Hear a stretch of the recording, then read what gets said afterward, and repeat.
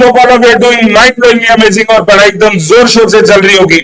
And इस topic को लेके आए हैं अपन लोग अपनी रैपिड रिवीजन की नेक्स्ट सीरीज में, विच is unit and batch costing. Usually है ना मैं रिविजन्स डाल रहा हूं, क्विक रिविजन्स, बट एक क्विक रिविजन के टाइमिंग में जो मैं 2 से 2.5 घंटे समझता हूं उसमें पूरा चैप्टर कवर कर दिया है, तो मैं पूरा चैप्टर डाल दिया। The entire chapter is here, यहां से देखो, पढ़ो, खत्म कर लो, ठीक है ना। Very very simple. इंस्टीट्यूट बहुत ज्यादा ऑनेस्टली नहीं पूछता है, बट क्या फर्क पड़ रहा है यार, 2 घंटे में चैप्टर पूरा हो रहा है। Feel good is also important. सारे नोट्स, सारे मटेरियल्स एक गूगल ड्राइव में, जिसका लिंक डिस्क्रिप्शन में। And we do a lot of small activities, daily activities on WhatsApp, जिसके लिए तुम एक लिंक जो दिया हुआ है ज्वाइन कर सकते हो। And I will see you there on a daily regular basis. Till then enjoy the chapter. Please comment में बताना कैसा लगा, समझ आया नहीं आया, your views, feedback, everything. I am open to all. I will see you on the other side. Bye bye. हाँ जी sir, welcome to your new chapter which is unit and batch costing. अब as usual chapter चालू करने से पहले अपन लोग उसकी exam importance देखेंगे। ये रहा unit and batch costing, and quite honestly बहुत बहुत ज्यादा यूजलेस टॉपिक है। अगर देखोगे एक बार 10 मार्क, फिर बहुत टाइम बाद 5 मार्क, टोटल आया 30 मार्क्स के लिए, average is only 3 marks. So बहुत बहुत weak as a chapter. In fact fundamentally भी बहुत वीक है चैप्टर, कुछ अपना नया कुछ नहीं है, एंड ना ही पेपर में बहुत ज्यादा इसकी इंपॉर्टेंस या रेलेवेंस है, बट सिलेबस में है, करना तो है, तो इसे बहुत बहुत अच्छे से और बहुत जल्दी से अपन इसको खत्म कर देंगे। थोड़ा सा फंडामेंटल समझ लो एग्जैक्टली इस चैप्टर के बारे में क्या है, क्यों है और क्या आ सकता है इसमें से। अब so there is something called as methods of costing. Methods of costing का मतलब क्या है कि एक ऑर्गेनाइजेशन अपने प्रोडक्ट या सर्विस का टोटल कॉस्ट कैसे डिटरमाइन करता है, उस मेथडोलॉजी को मेथड ऑफ कॉस्टिंग बोलते हैं। अब you will have to agree कि हर ऑर्गेनाइजेशन अलग है, हर इंडस्ट्री अलग है, हर इंडस्ट्री में न्यूएंसेस अलग है, और हर इंडस्ट्री में प्रोडक्ट्स और सर्विसेज की डेवलपमेंट भी अलग है। तो उसकी वजह से एक common method which can be use for all industries नहीं है पॉसिबल। सो इसलिए अपन ने अलग अलग मेथड्स डेवलप किए depending on the kind of industry that you are operating in. तो अपने पास यहाँ पे 5 मेथड्स है। The first method is called contract costing. ये तुम्हारे सिलेबस में एक टाइम तक था, अब नहीं है। This is use for construction industries. Service costing जो तुम शायद पढ़ चुके हो, पढ़ने वाले हो, that is for service industries. Joint products, again the method, अगर तुम उस इंडस्ट्री में हो जहां पे एक से ज्यादा प्रोडक्ट्स साइमल्टेनियसली आ रहे हैं तो। और लास्ट के 2 जो मेथड्स है, these are for manufacturing industries. So manufacturing industry में तुम 2 टाइप में हो सकते हो। अच्छा, पहली चीज, अगर तुम मैन्युफैक्चरिंग इंडस्ट्री में हो, मतलब सिर्फ प्रोडक्ट बना रहे हो, और वो जो प्रोडक्ट है या तो तुम उसे कस्टम मैन्युफैक्चर कर सकते हो या तो तुम मास मैन्युफैक्चर कर सकते हो। मास मैन्युफैक्चर का मतलब क्या, तुम एक ही प्रोडक्ट बार बार बनाए जा रहे हो। तुमने कस्टमर से उसकी स्पेसिफिकेशन नहीं मांगी है, तुमने अपनी स्पेसिफिकेशंस के बेसिस पे प्रोडक्ट बना के दिया है, ठीक है। जैसे ये कैलकुलेटर है, अभी कैलकुलेटर ऐसा ही क्यों दिखता है, इसमें डिस्प्ले ऐसे बेंड क्यों होता है, ये ऐसा क्यों लिखा हुआ है, ये इतना लंबा क्यों है, तुम्हें आगे पूछा गया नहीं ना। तो उन्होंने अपनी समझ से, of course with market research, पर अपनी समझ से वो प्रोडक्ट बनाया, और वो लोग उस प्रोडक्ट को बार बार बनाए जा रहे हैं। Such industries who make the product by themselves do not take the customer specifications first, वो फॉलो होंगे मास मैन्युफैक्चर की कैटेगरी में, और उन्हें यूज करना होगा प्रोसेस कॉस्टिंग। सेकेंड कैटेगरी है विच इज कस्टम इंडस्ट्री, ठीक है। कस्टम मैन्युफैक्चर होता है, वहां पे पहले कस्टमर की स्पेसिफिकेशंस ली जाती है, उसके बेसिस पे कोटेशन बनाया जाता है, कस्टमर उस कोटेशन को एक्सेप्ट करेगा, हो सकता है कुछ पेमेंट भी करे, टोकन मनी है वैसा कुछ, और उसके बाद प्रोडक्ट बनना शुरू होता है। So you will have to understand, दोनों इंडस्ट्रीज में एक क्विंटेसेंशियल डिफरेंस है। पहली इंडस्ट्री जहां मास मैन्युफैक्चर हो रहा है, वहां पे प्रोडक्ट का स्पेसिफिकेशन जरा कंपनी ने अपने हिसाब से बनाया है, और कंपनी अपनी समझ से वो प्रोडक्ट बना के बेच रही है। उसके ऊपर एक प्राइस टैग लगा हुआ है, तुम्हें अगर वो प्राइस पसंद आता है तो तुम वो प्रोडक्ट खरीद सकते हो।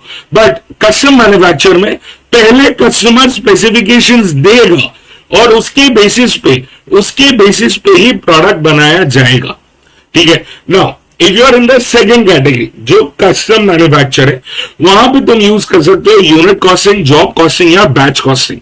अब इन तीनों में डिफरेंस क्या है? Unit costing is basically the cost of one unit, ठीक है। Batch costing is the cost of multiple units, ठीक है। मल्टीपल यूनिट्स का मतलब क्या है? अगर मैं अपनी बॉडी मेजरमेंट्स के हिसाब से एक शर्ट बनवा रहा हूं, one shirt only, okay, only one shirt, तो वो कहां चला जाएगा? वो चला जाएगा यूनिट कॉस्टिंग में। और अगर मैं अपनी ही बॉडी मेजरमेंट्स के हिसाब से मल्टीपल शर्ट स्टिच करा रहा हूं, तो वो बन जाएगा batch. Very essential is to understand, batch के अंदर है ना सबकी रिक्वायरमेंट्स एग्जैक्टली सेम होती है। बैच के बाहर दूसरे बैच की रिक्वायरमेंट्स अलग हो सकती है, but within that batch सारी रिक्वायरमेंट सेम होगी।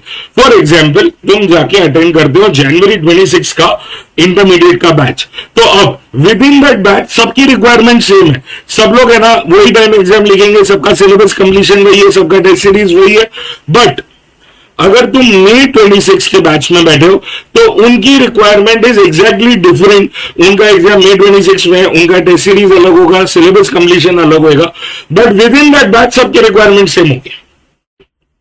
Are you understanding the difference? So unit और बैच में ना एग्जैक्टली अगर बहुत बेसिक टर्म्स में बोलूं तो एक सिंगुलर और प्लूरल का डिफरेंस है। अच्छा, तो सर ये जॉब कॉस्टिंग कहां से आ गया? जॉब कॉस्टिंग में बेटा वो वाला सेक्टर है जहां पे थोड़ा सर्विस ओरिएंटेड काम होता है ना, वहां पे ना अपन लोग जॉब कॉस्टिंग बुला लेते हैं उसको।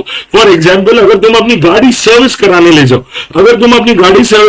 जाओ, ना तो तुम्हें गाड़ी वाला एक जॉब कार्ड बना के देगा। एक जॉब कार्ड होगा जिसमें तुम्हारी गाड़ी के लिए क्या क्या चीजें लगनी थी और क्या क्या स्पेसिफिकेशंस लगना था, वो उसमें लिखा होता है, वो उसमें मेंशन्ड होता है। तो जॉब कॉस्टिंग जो है ना, job costing is usually associated with services, ठीक है, and unit and batch costing are more associated with production या मैन्युफैक्चर। बस इतना ही डिफरेंस है दोनों के बीच में, बट एसेंशियली सारी की सारी चीजें सेम है। अब इस टॉपिक में तुम्हें क्या आने वाला है? तो इस टॉपिक में ना खुद का जेन्युइनली कुछ भी नहीं है। इस टॉपिक में सब कुछ बोरोड टॉपिक्स में से। फर्स्ट बोरोइंग कहां से आ रही है? कॉस्ट शीट में से। तुम्हें ना फलाना खर्चे दे देंगे और बोलेंगे जाओ कॉस्ट शीट बना के लो, बस उतना ही है। तो उधर कॉस्ट शीट के जो प्रिंसिपल्स है अपन को वो यूज करना है, जो अपन लोग ऑलरेडी कर चुके हैं। अच्छा, उसके अलावा क्या आएगा? आएगा समथिंग कॉल्ड एज EBQ या economic batch quantity. It is a clone, mark my words, clone of economic order quantity. EOQ and EBQ are exactly same boss. वहां पे EOQ और EBQ में कोई फर्क नहीं है, बस सिर्फ नाम में और थोड़ा सा एसेंस में फर्क होने वाला है, but that is exactly what we are going to study there, and that's it यार। मतलब भले चैप्टर में 18-20 क्वेश्चन है अपने पास, बट ये सारे के सारे क्वेश्चंस का जो जेनेसिस या डीएनए है ना, वो तो यही है जो तुम कॉस्ट शीट में और ईओक्यू में पढ़ चुके हो वो। तो इसके लिए इसको फटाफट से सॉल्व करते हैं। आज आप क्वेश्चन चालू कर रहे हैं। हाँ जी सर, आ रहे हैं क्वेश्चन नंबर 1 पे। अब मैंने क्या किया है, पहले जो 8-10 क्वेश्चन है वो मैंने बना लिए कॉस्ट शीट बेस्ड और उसके बाद बना दिए EBQ based, and that is how the flow of the chapter is going to be.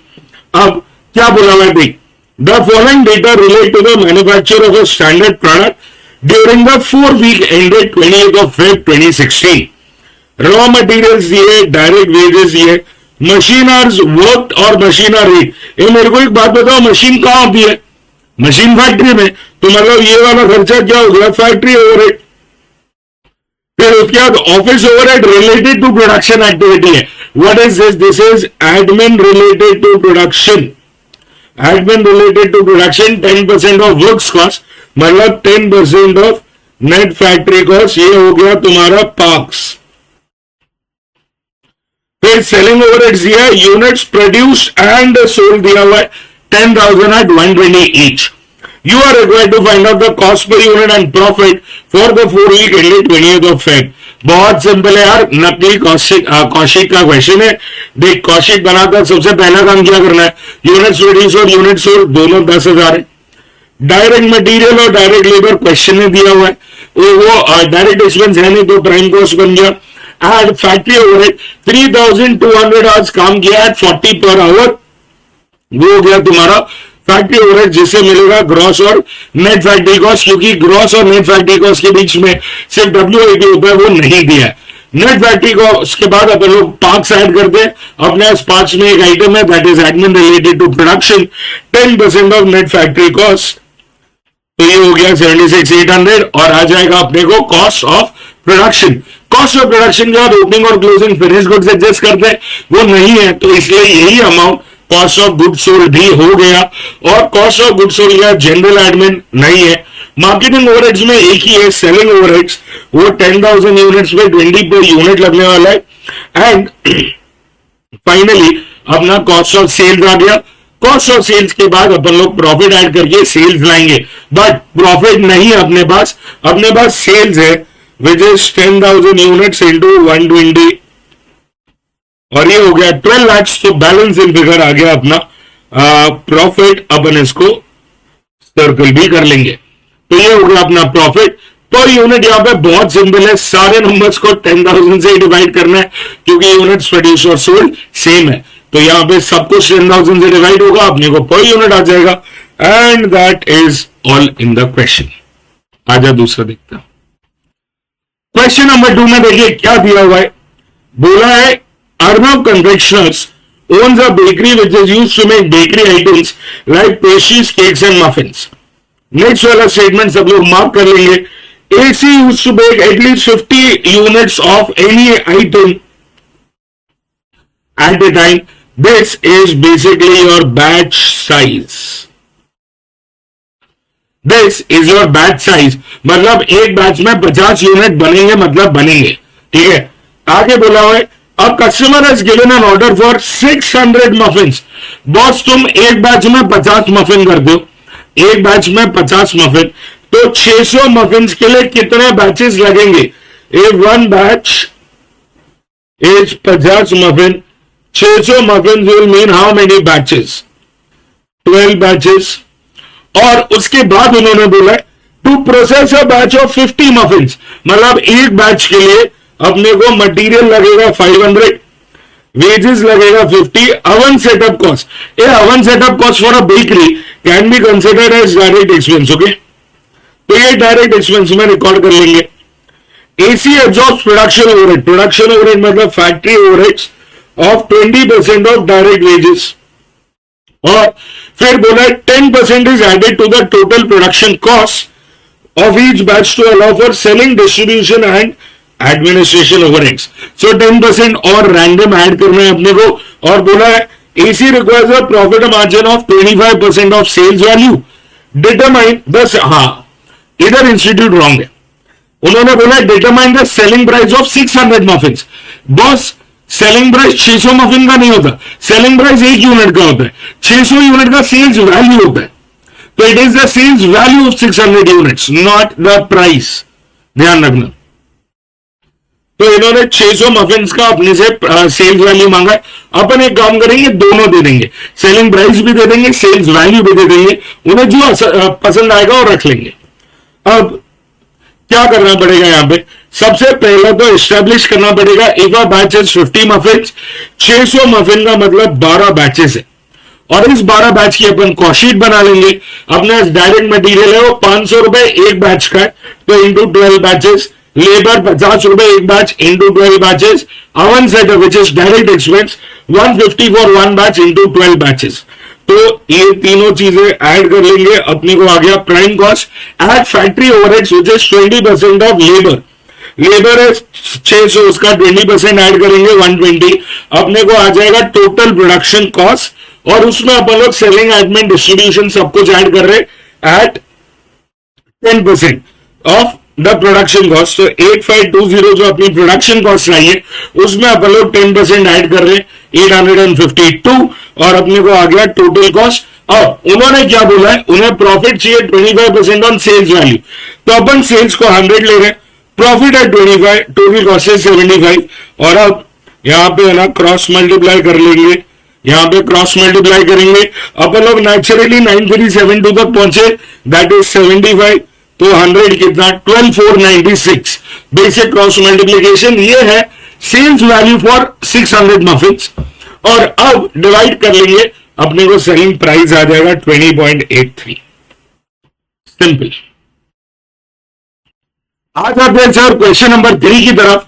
अब ये थर्ड क्वेश्चन जो है ना, it is a copy based out of your cost sheet का क्वेश्चन। कॉस्टशीट में सेम क्वेश्चन अपन ने किया है, बट इसको फटाफट से फिर भी देख लेंगे। बोला क्या है, wonder limited has a capacity of 1,20,000 units पर annum at its optimum capacity. The production costs are as under. Material है, लेबर है, ओवरहेड्स में फिक्स्ड है, वेरिएबल है और सेमी वेरिएबल है। फिक्स्ड और वेरिएबल तो ठीक है, सेमी वेरिएबल के लिए क्या बोला है, 20 lakhs per annum up to 50% capacity and an extra amount of 4 lakh for every 25% increase in capacity or part thereof।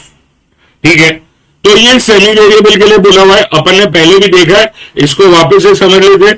इन्होंने क्या बोला है, अप टू 50% अगर कैपेसिटी पे काम किया तो 20 लाख देना पड़ेगा। फ्रॉम 51% टू 75%, अगला स्लैब 25% का ना, तो 25%। अब तुम 51% से 75% के बीच में कहीं पे भी हो, कहीं पे भी तुम्हें 20 लाख प्लस 4 लाख देना पड़ेगा, 24 लाख। और 76% से 100% तक तुम्हें 24 लाख के बाद एडिशनल 4 लाख 28 लाख देना पड़ेगा। ठीक है, so this is what is the slab. और क्या बोला हुआ है, the production is made to order and not for stocks if the production programme of the factory is as indicated below and the management desires a profit of 20 lakh for the year, work out the average selling price at which each unit should be quoted.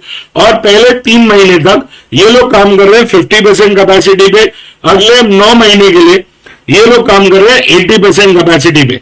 और बोला है ignore admin selling and distribution overheads. ठीक है, तो अब यहां पे ना सबसे पहले, क्योंकि अपने मेजॉरिटी कॉस्ट यूनिट बेस्ड है, तो अपन लोग क्या करेंगे, सबसे पहले तो यूनिट्स फाइंड करेंगे, पूरे साल में यूनिट्स कितने हो रहे हैं। तो पहले 3 महीने में अपन लोग कितने यूनिट्स करेंगे, 1,20,000 is for the year divide by 12 months, तो 10,000 यूनिट एक महीने का, बट अपन लोग 50% पे काम कर रहे हैं, तो 5,000 यूनिट्स इन 1 मंथ, ऐसे 3 महीने थे। तो 1,20,000 डिवाइड बाय 12 मंथ्स, 10,000 रुपए, 10,000 यूनिट महीने का इंटू 50%, 5,000 यूनिट महीना इंटू 3 महीना, 15,000। सेकेंड, जो नेक्स्ट 9 मंथ्स है, you are using 80% capacity, so 1,20,000 divided by 12 months, 10,000 unit into 80%, 8,000 unit है इंटू 9 मंथ्स, 72,000 यूनिट। सो अपने टोटल यूनिट्स हो रहे 87,000। अब सेमी वेरिएबल ओवरहेड्स की वर्किंग देख लेते हैं। सेमी वेरिएबल ओवरहेड्स जो है ना, उसमें सबसे पहले 3 महीने का अलग बनेगा, दूसरे 9 महीने का अलग, क्योंकि कैपेसिटीज अलग अलग है। तो पहले 3 महीने में 50% पे काम किया है, सो उसमें लगेगा अपने को overhead 20 lakh, 20 lakh that is for the year, तो divide by 12 months into 3 months, तो वहां पे हुआ 5 लाख। और फिर अगले 9 मंथ्स के लिए 80% पे काम कर रहे हो, सो 20 लाख प्लस 4 लाख, 51 से 75%, और 76% के बाद और एक 4 lakh, that is 28 lakh divide by 12 months into 9 months, क्योंकि ये पूरे साल का था। तो ये हो गया अपना टोटल। अब कॉस्टशीट बना लेते हैं 87,000 यूनिट्स की। मटेरियल और लेबर उन्होंने दिया है 90 और 60, तो multiply by number of units आ जाएगा prime cost add factory overheads. Factory overheads क्यों बोल रहा हूं, क्योंकि उन्होंने बोल दिया था ignore admin selling and distribution, मतलब बचा कौन सा ओवरहेड्स यार, फैक्ट्री बचेगा ना। तो फिक्स फैक्ट्री ओवरहेड उतना ही जितना दिया है 30 lakh, variable 100 per unit into 87,000 units, semi variable ढूंढ लिया है 26 लाख। तो अपने को है ना वही अपना net gross factory cost, net factory cost, cost of production, cost of goods sold, cost of sales, क्योंकि आगे कुछ नहीं है। तो ये आ गया अपने पास cost of sales add profit get sales, divide कर लेना 87,000 यूनिट से, तो आ जाएगा अपने को सेलिंग प्राइस पर यूनिट। समझा? That's it in this question. अगले में मिलते हैं। क्वेश्चन नंबर 4 एक प्यारा क्वेश्चन है, अच्छा क्वेश्चन है। After first 3 question of regular stuff. Here you have question number 4 जिसमें कुछ अलग है देखने के लिए। देख क्या बोला हुआ है, a factory incurred the following expenditure during the year 2013। तो उन्होंने डायरेक्ट मटेरियल है, वेजेस है, मैन्युफैक्चरिंग ओवरहेड में फिक्स्ड और वेरिएबल है, इन दोनों को ऐड करके आउटर कॉलम में लिखा और टोटल कॉस्ट लिख दिया है। नाउ आगे बोला है in the year 2014 the following changes are expected in production and cost of production. So इन्होंने बोला production will increase due to, ये मार्क कर लो, production will increase due to recruitment of 60% more workers in the factory, but the overall efficiency will decline by 10% on account of recruitment of new workers। तो नए workers आए हैं उसकी वजह से ओवरऑल एफिशिएंसी में डिक्लाइन है 10% से, और there will be an increase of 20% in fixed overheads, तो ये ऐड होने वाला है, एंड वेरिएबल ओवरहेड में 60%, और मटेरियल कॉस्ट कम होने वाला है 6% से, और बोला है the company desires to earn a profit of 10% on selling price, ascertain the cost of production and the selling price। ठीक है, करेंगे। अब ये वाला क्वेश्चन ना बहुत अच्छा क्वेश्चन होता अगर अपने पास ना यहाँ पे यूनिट्स होते, तो बहुत सिंपली फटाफट सारे कैलकुलेशंस बन जाते, पर यहाँ पे यूनिट्स नहीं है, तो अपन लोग को यहाँ पे यूनिट्स जो है वो अज्यूम करने पड़ेंगे और अपने को वहां से कुछ बिल्ड करना पड़ेगा। कैसे? मैं बोलता हूं मान लो अपने पास करंटली 100 वर्कर्स है, ठीक है, तो अब कितने वर्कर्स हो गए, plus 60%, so now we have 160 workers. ठीक है, मैं ये भी अज्यूम कर रहा हूं कि ओरिजिनली 100 वर्कर्स जो है ये लोग अपने को 100 यूनिट बना के देते थे। अजम्पशन है, कुछ भी अज्यूम कर लो, मैं कर रहा हूं 100 वर्कर 100 यूनिट बनाते थे, तो अब अगर मेरे पास 160 वर्कर्स है, अगर 160 वर्कर्स है तो कितने यूनिट्स अपन लोग कर सकते हैं? अपन लोग कर सकते हैं 160 यूनिट्स। ठीक है, अपन लोग 160 यूनिट्स कर सकते हैं, बट इतने यूनिट्स कब होते हैं? अगर सब लोग सेम एफिशिएंसी पे काम कर रहे होते। Are we working at the same efficiency? The answer is no, there is a 10% decline in the efficiency. तो मतलब अपने यूनिट्स कितने बन रहे हैं? 144। समझा क्या? तो जहां पे पहले 100 यूनिट बन रहे थे, अब 144 यूनिट्स बन रहे हैं। जहां पहले 100 वर्कर थे, अब वहां 160 वर्कर्स बन गए हैं। क्लियर है?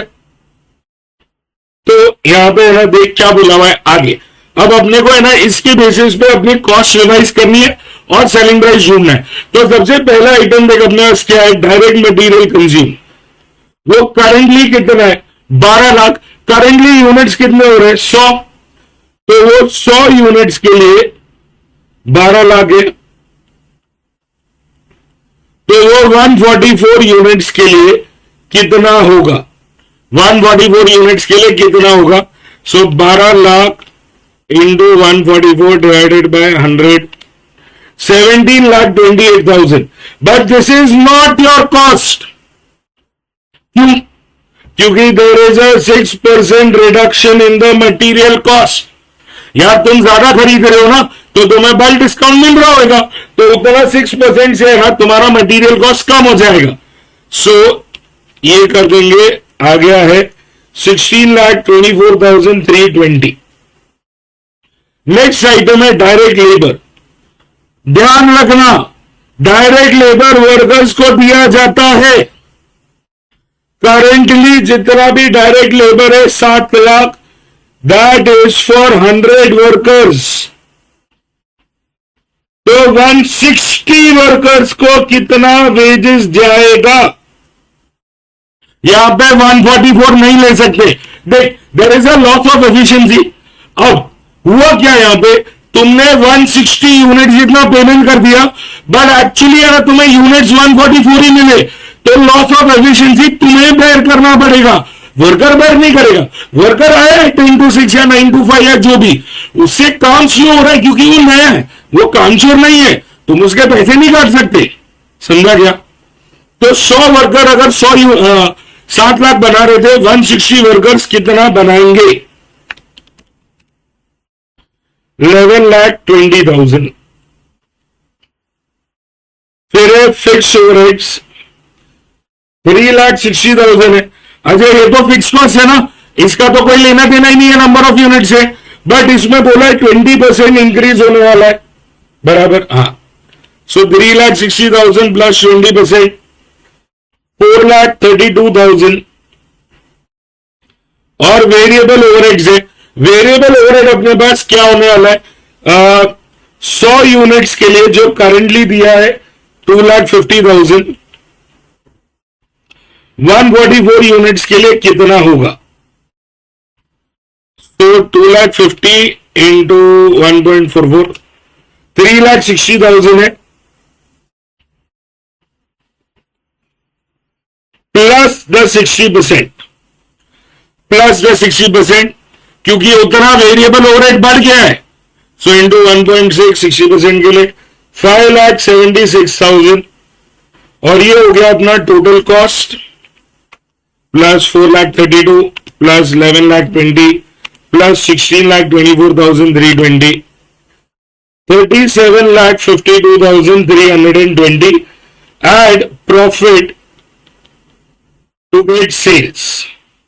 अब प्रॉफिट के लिए क्या बोला है? It is 10% on selling price, मतलब 10% ऑन सेल्स। तो सेल्स को ले लेंगे 100, प्रॉफिट 10, ये 90, तो आ रहा है 41,69,244। तो ये हो जाएगा 4,16,924। और अपने पास आ गया सेल्स। प्लीज प्लीज प्लीज इसको डिवाइड करके नंबर ऑफ यूनिट से सेलिंग प्राइस पर यूनिट मत ढूंढ लेना, क्योंकि बॉस ये 100 यूनिट्स और 144 यूनिट्स सब हाइपोथेटिकल है। तुम्हें क्या मालूम एक्चुअल में यूनिट्स कितने हुए? तो इसको आगे डिवाइड मत कर देना भैया, रॉन्ग हो जाएगा। इवन हो गया what's for selling price, you can't go beyond sales. Sales के आगे नहीं जा सकते, बिल्कुल भी मिस्टेक नहीं चाहिए यहां पे, ठीक है ना। अगला देखते हैं। हाँ जी सर, क्वेश्चन नंबर 5 में क्या बोला हुआ है?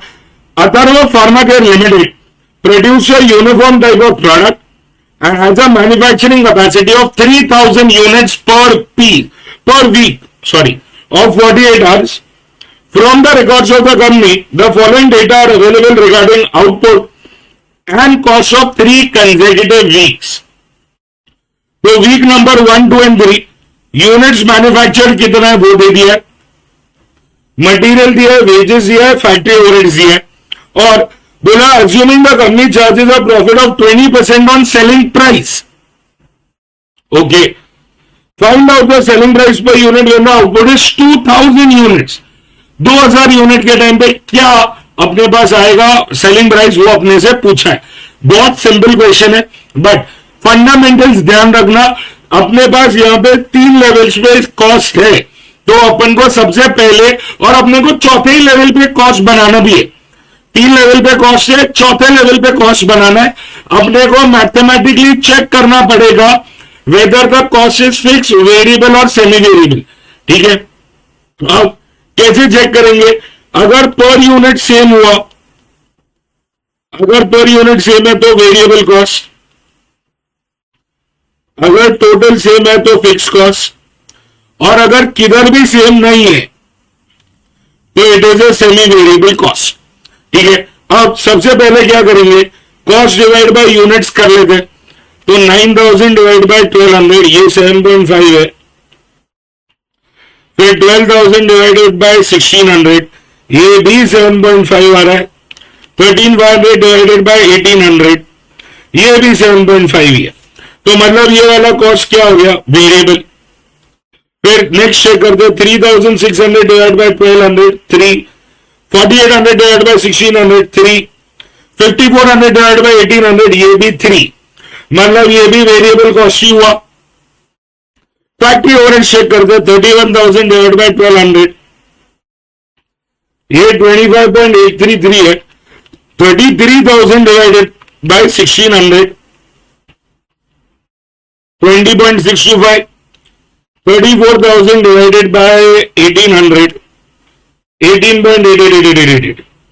तो मतलब ये टोटलिटी में भी सेम नहीं है, पर यूनिट पे भी सेम नहीं है, मतलब ये कौन सा कॉस्ट हो गया, सेमी वेरिएबल। तो सबसे पहला काम क्या करेंगे अपन लोग, सेमी वेरिएबल कॉस्ट को ब्रेक डाउन कर देंगे, change in total cost divide by change in units. Change in total cost कितना है, 33,000 माइनस 31,000, और चेंज इन यूनिट्स है 1600 minus 1200, 2000 divided by 400। So variable cost per unit 5 रुपए हो गया, वेरिएबल कॉस्ट पर यूनिट 5 रुपए हो गया। नाउ इसी को यूज करेंगे at 1200 units, the total cost is 31,000। उसमें वेरिएबल कॉस्ट और फिक्स कॉस्ट कितना, वेरिएबल कॉस्ट होगा 5 पर यूनिट इंटू 1200 यूनिट्स, तो वो हो गया 6,000। देयरफॉर फिक्स कॉस्ट कितना हो जाएगा, बचा हुआ 25,000। तो फिक्स और वेरिएबल मिल गया। अब अपन लोग अपनी कॉस्ट शीट बनाएंगे for 2000 units.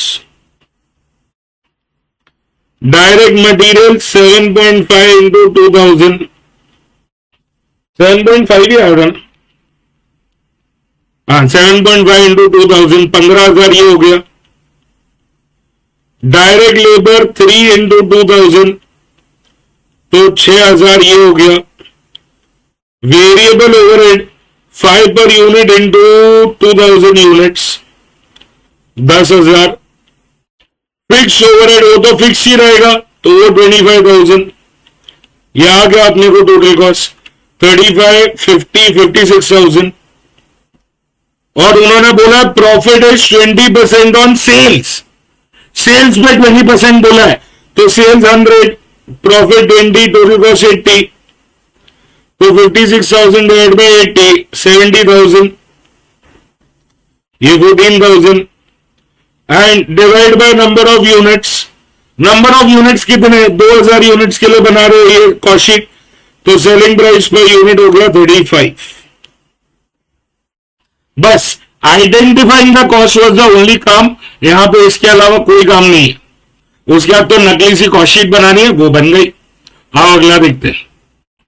Question number 6 is a replica of question number 5। सब कुछ सेम है with one minute change, one minute change. क्या है वो चेंज, देखते। बोला factory manufactures a uniform type of article and has a capacity of 4,000 units per week. The following information shows the different elements of cost for 3 consecutive weeks when the output has changed every week.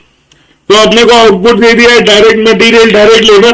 Factory overhead में कितने प्यारे लोग हैं, partly variable partly fix खुद ही बोल दिया, लफड़ाई खत्म। और the factory has received an order for, mark करेंगे 5,000 यूनिट्स। तुम्हारी कैपेसिटी कितनी है, 4,000, तो 5,000 यूनिट का ऑर्डर कैसे लेंगे। अगर तुम एक वीक में 4,000 यूनिट्स कर सकते हो, तो 5,000 यूनिट्स करने में तुम्हें कितना टाइम जाएगा, तुम्हें लगेगा 1.25 वीक्स। मतलब इसका इंप्लीकेशन देख, वेरिएबल कॉस्ट का तो कोई लेना देना ही नहीं है नंबर ऑफ यूनिट से, but the fixed cost will not be applicable only for 1 week. The fixed cost will be applicable for 1.25 weeks. समझा। और बोला है उनको प्रॉफिट चाहिए 16 2/3% ऑन सेलिंग प्राइस, 16 2/3 is 16.666666। और बोला है find out the price at which each unit should be sold. ढूंढ देते हैं, ये रहा। सबसे पहले तो अपने को वापस से वो फैक्ट्री ओवरहेड के लिए बोला है पार्टली फिक्स और पार्टली वेरिएबल है, तो वो तो करना ही पड़ेगा। तो change in total cost upon change in units, variable cost per unit same like the last question. और उसके बाद फिक्स कॉस्ट ढूंढेंगे। फिक्स कॉस्ट कैसे आएगा, कोई भी एक लेवल पे सब्स्टिट्यूट कर लो, 2,800 पे इट इज 16,500, तो 2,800 इंटू 5, उतना तो वेरिएबल पोर्शन हो गया, बचा फिक्स। अब ये जो फिक्स पोर्शन है ये कैसे आएगा तुम्हारे पास, वो एक हफ्ते का है, 2500 इज फॉर 1 वीक। तुम्हारा ऑर्डर 1 वीक चलने वाला है क्या? नहीं, 1.25 वीक्स चलेगा। 4000 यूनिट बनते हैं एक हफ्ते में, 5000 यूनिट्स के ऑर्डर को 1.25 वीक्स लगेंगे। और उसके बाद 5000 यूनिट का अपन लोग कॉस्ट शीट बना लेते हैं। यहां पे मटेरियल चेक कर लेते हैं, 2000 यूनिट्स के लिए 12000, तो ये 6 हुआ। फिर 16800 डिवाइड बाय 2800, ये भी 6 है। 22200 डिवाइडेड बाय 3700, ये भी 6 है। ये 3 रुपए आ रहा है। 2800 इंटू 3, ये भी मैच है। और 11100 डिवाइड बाय 3700, ये भी 3 ही। तो बस मटेरियल और लेबर तो सिंपल है, 6 रुपए और 3 रुपए into 5000 unit. Variable overhead it is 5 per unit निकाला इंटू 5000 यूनिट। फिक्स ओवरहेड कितना होगा? It is 2500 for 1 week. अपना ऑर्डर चल रहा है 1.25 वीक्स, तो 1.25 वीक्स के लिए कितना fix cost? Cross multiply 3125। Sir 2 हफ्ते का नहीं लेंगे? नहीं, अगर समझ मैं तुम्हें पढ़ा रहा हूं और मेरा बैच 10 दिन से एक्सटेंड हो गया, तो मैं तुमसे 10 दिन का ही फिक्स कॉस्ट ले सकता हूं ना, पूरा अगले महीने का फिक्स कॉस्ट लूंगा क्या? अगर मैं लूंगा कि नहीं, छोड़ दे, तुम दोगे क्या? 10 दिन एक्स्ट्रा बैठे, 10 दिन का पैसा ले लो, सेम 1.25 वीक्स का पैसा ले लो। उसके बाद जो सेकेंड वीक का बचा हुआ पोर्शन है, तुम जो भी दूसरा काम करोगे उससे लो, समझा? तो ये 3125 है, टोटल कॉस्ट आ गया। अब उनको प्रॉफिट कितना चाहिए था? 16.6666% ऑन सेल्स, 100, प्रॉफिट 16.666666, तो कॉस्ट कितना? 83.3333, क्रॉस मल्टीप्लाई कर लो, आ जाएगा तुम्हें सेल्स, और डिवाइड कर देना यूनिट से 5000, सेलिंग प्राइस आ गया 17.55। शॉर्ट। आओ अगला देखते हैं, क्वेश्चन नंबर 7 देख लेते हैं। 7 क्वेश्चन में देख क्या बोला हुआ है। Rio limited undertakes to supply 1000 units of a component every month for the month of Jan, Feb and March 2018. Every month a batch order is opened against which material and labor costs are booked at actual. From the following present the profit per unit of each batch order and the overall position for 3000 units. अब अगर notice करोगे ना, तो Jan, Feb और मार्च में the output is given, और वो output 1250, 1500 और 1000 है। इन्होंने ऑर्डर कितना लिया था? 1000 यूनिट्स का ही, पर यहां पे तो यूनिट ज्यादा हो गए। This is a very common factor in the batch industry. जैसे मेरी टेक्सटाइल इंडस्ट्री में I am the 3rd generation textile manufacturer. मेरे दादाजी वो काम कर रहे थे, मैं भी अभी तक वो काम कर रहा हूं। हम लोग के यहाँ पे ना कलर्स होते हैं, एक पर्टिकुलर फैब्रिक कलर्स में होते हैं। अगर मेरा रेगुलर कोई कलर है तो वो मैं कस्टमर को जितना चाहिए दे सकता हूं, पर अगर वो कस्टमर मेरे को एक कस्टमाइज कलर मांगता है तो मेरे को उसको मुझे मिनिमम 1200 मीटर्स का ऑर्डर देना पड़ेगा, क्योंकि उससे कम में डाई नहीं होता है। तो अगर वो 1200 मीटर्स ऑर्डर देगा तो ऐसा जरूरी नहीं है कि मैं उसको dot to dot pinch on pinch 1200 meter दे पाऊंगा।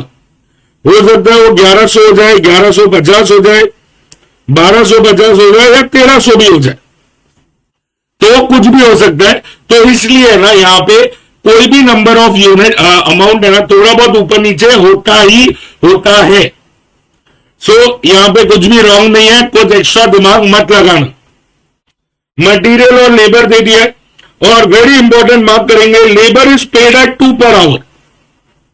ओके, और Jan, Feb और मार्च में ओवरहेड्स कितना हुआ है वो दे दिया, और लेबर आवर्स दे दिए। ठीक है, अब अपने को प्रॉफिट पर यूनिट चाहिए। प्रॉफिट पर यूनिट कैसे आएगा? सेल्स माइनस कॉस्ट करिए। अब पिछले 2 क्वेश्चन और इसमें थोड़ा सा फर्क है बॉस। पिछले क्वेश्चन में अपने को 2-3 लेवल्स पे कॉस्ट दिया था, और एक चौथे ही लेवल पे कॉस्ट मांगा था। तो अपन ने डिटरमाइन किया था कॉस्ट फिक्स या वेरिएबल है या सेमी वेरिएबल है। यहां पे वो सब करने की कोई जरूरत नहीं है, बट यहां पे तुम्हें करना क्या पड़ेगा, सबसे इंपॉर्टेंट चीज, अपने पास है ना पूरे महीने का ओवरहेड है जनवरी का 12,000 का, उसमें से कुछ portion of overheads will belong over here also. इस जॉब में भी थोड़ा सा ओवरहेड चार्ज करना पड़ेगा, और वो थोड़ा सा ओवरहेड कैसे चार्ज करेंगे ये समझो।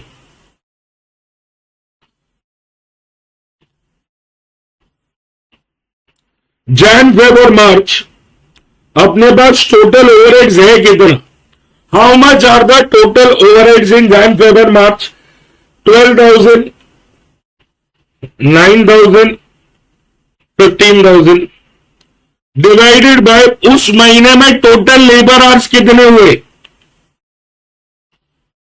टोटल लेबर आवर्स आर 4,000, 4,500, 5,000, तो अपने को मिल जाएगा ओवरहेड पर लेबर आवर। मतलब 1 घंटा वर्कर ने काम किया ना, तो उधर 3 रुपीज पर आवर का ओवरहेड लगेगा, फेब में 2 रुपए पर आवर, मार्च में 3 रुपए पर आवर, ठीक है।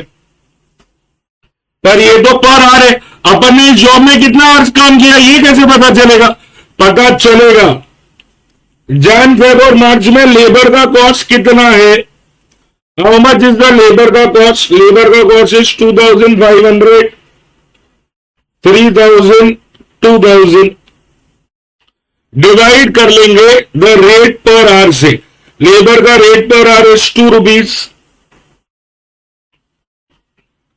तो अपने को ओवरहेड पर आवर कितना मिल जाएगा, overhead per hour, sorry overhead per hour क्या, आवर्स कितने मिल जाएंगे।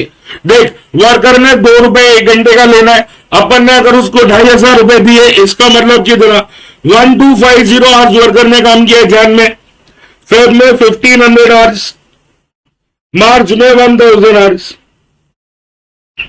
समझा। ओ एक सेकेंड, एक चीज तो रह गई, यहां पे ऐड करो selling price per unit is 15, selling price per unit is 15 rupees, ठीक है ना। अब अपने पास है ना इस जॉब में कितने कितने आवर्स काम हुआ है वो पता है, ओवरहेड का रेट पता है। अब अपन लोग यहां पे बहुत सिंपल सा काम कर लेंगे, सेल्स माइनस कॉस्ट प्रॉफिट, और अपने को प्रॉफिट पर यूनिट आ जाएगा। तो सेल्स कितना होएगा, जनवरी में 1,250 यूनिट्स किया है एट 15 पर यूनिट, तो 1,250 इंटू 15, 18,750, फेब में 1,500 यूनिट्स किया है एट 15, तो 22,500, मार्च में 1,000 यूनिट्स एट 15, 15,000, लेस मटेरियल का कॉस्ट कितना है, 6,250, 9,000, 5,000, लेबर का कॉस्ट कितना है, लेबर इज 2,500, 3,000 एंड 2,000, और ओवरहेड्स कितना होगा, ओवरहेड्स 3 रुपीज पर आवर है, इंटू 1,250 आवर्स, 3,750, यहां पे 1,500 घंटे काम किया है, 2 रुपीज पर आवर, तो 3,000 ये हो गया, और यहां पे 3 rupees per hour into 1,000 hours,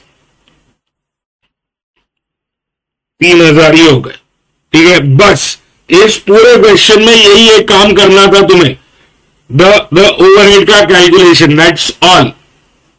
अब अपने पास आ गया profit, 18,750 minus 6,250 minus 2,500 minus 3,750, 6,250 profit है, डिवाइड कर लो यूनिट से 1,250, तो प्रॉफिट पर यूनिट आ जाएगा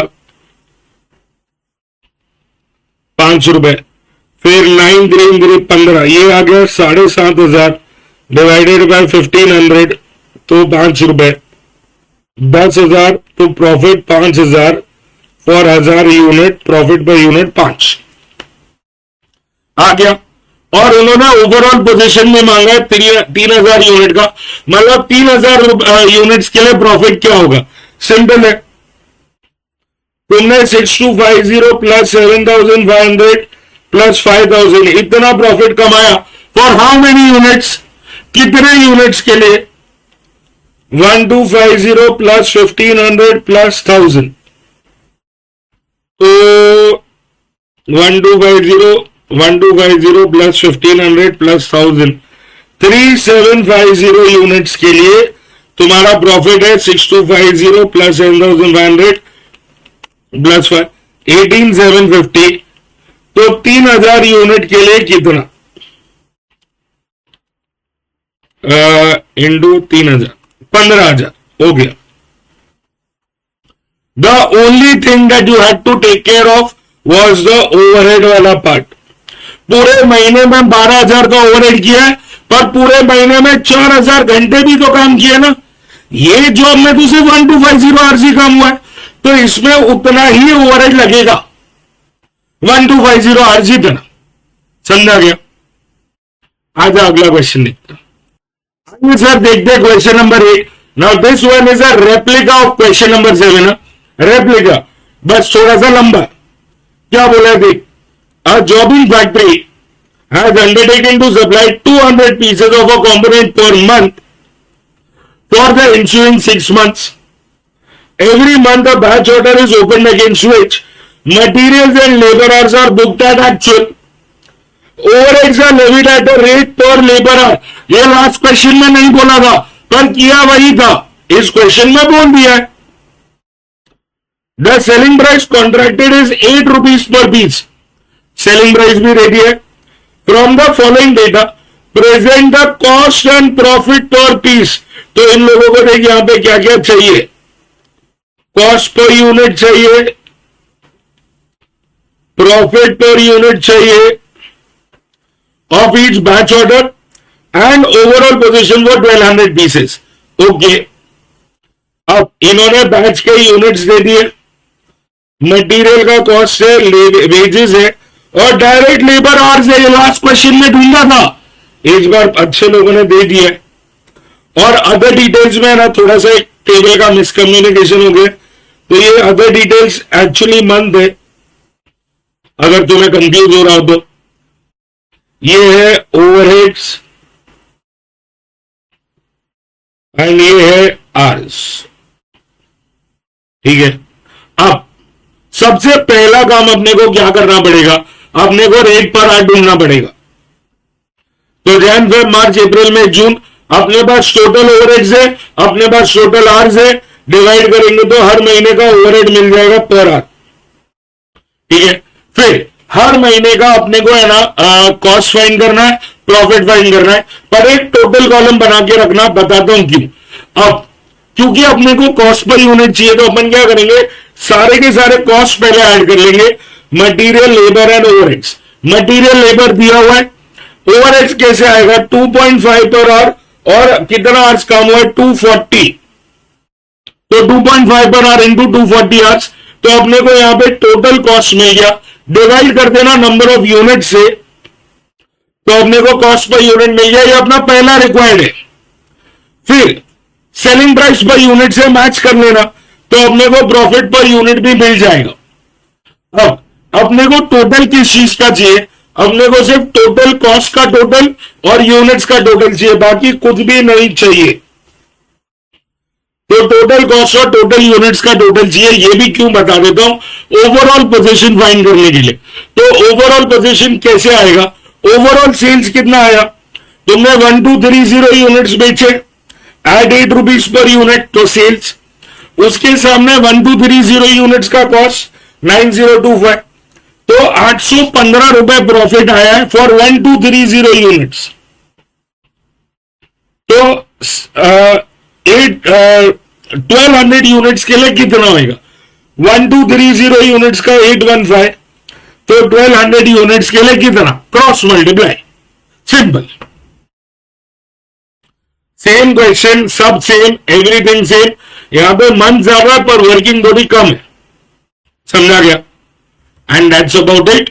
आई will C in the next question. आइए सर देखते हैं क्वेश्चन नंबर 9 में क्या बोला हुआ है। Question number 9, an article passes through 3, mark कर लो, सक्सेसिव ऑपरेशंस, मतलब एक के बाद एक ऑपरेशन है वो, from raw material stage to the finished product stage. The following data are available from the production records for the month of March 21। तो अगर ऑपरेशन 1 में कुछ यूनिट्स इनपुट करोगे, कुछ रिजेक्शन हो जाएगा और आउटपुट आ जाएगा। ऑपरेशन नंबर 2 में इनपुट करोगे, रिजेक्शन होगा, लॉस आउटपुट आ जाएगा। And same is with operation number 3 as well. अब मांगा देख अपने से क्या है, determine the input required to be introduced in the first operation, first operation in number of pieces in order to obtain 500 pieces at the last operation. Okay, तो ये लोग पूछ रहे कितना इनपुट करे अगर 500 यूनिट लास्ट ऑपरेशन में चाहिए तो देख इन्होंने क्या बोला है, operation are successive in nature, मतलब एक के बाद एक होगा। तो देख लेते हैं इनपुट कितना है, रिजेक्शन कितना है और आउटपुट कितना है।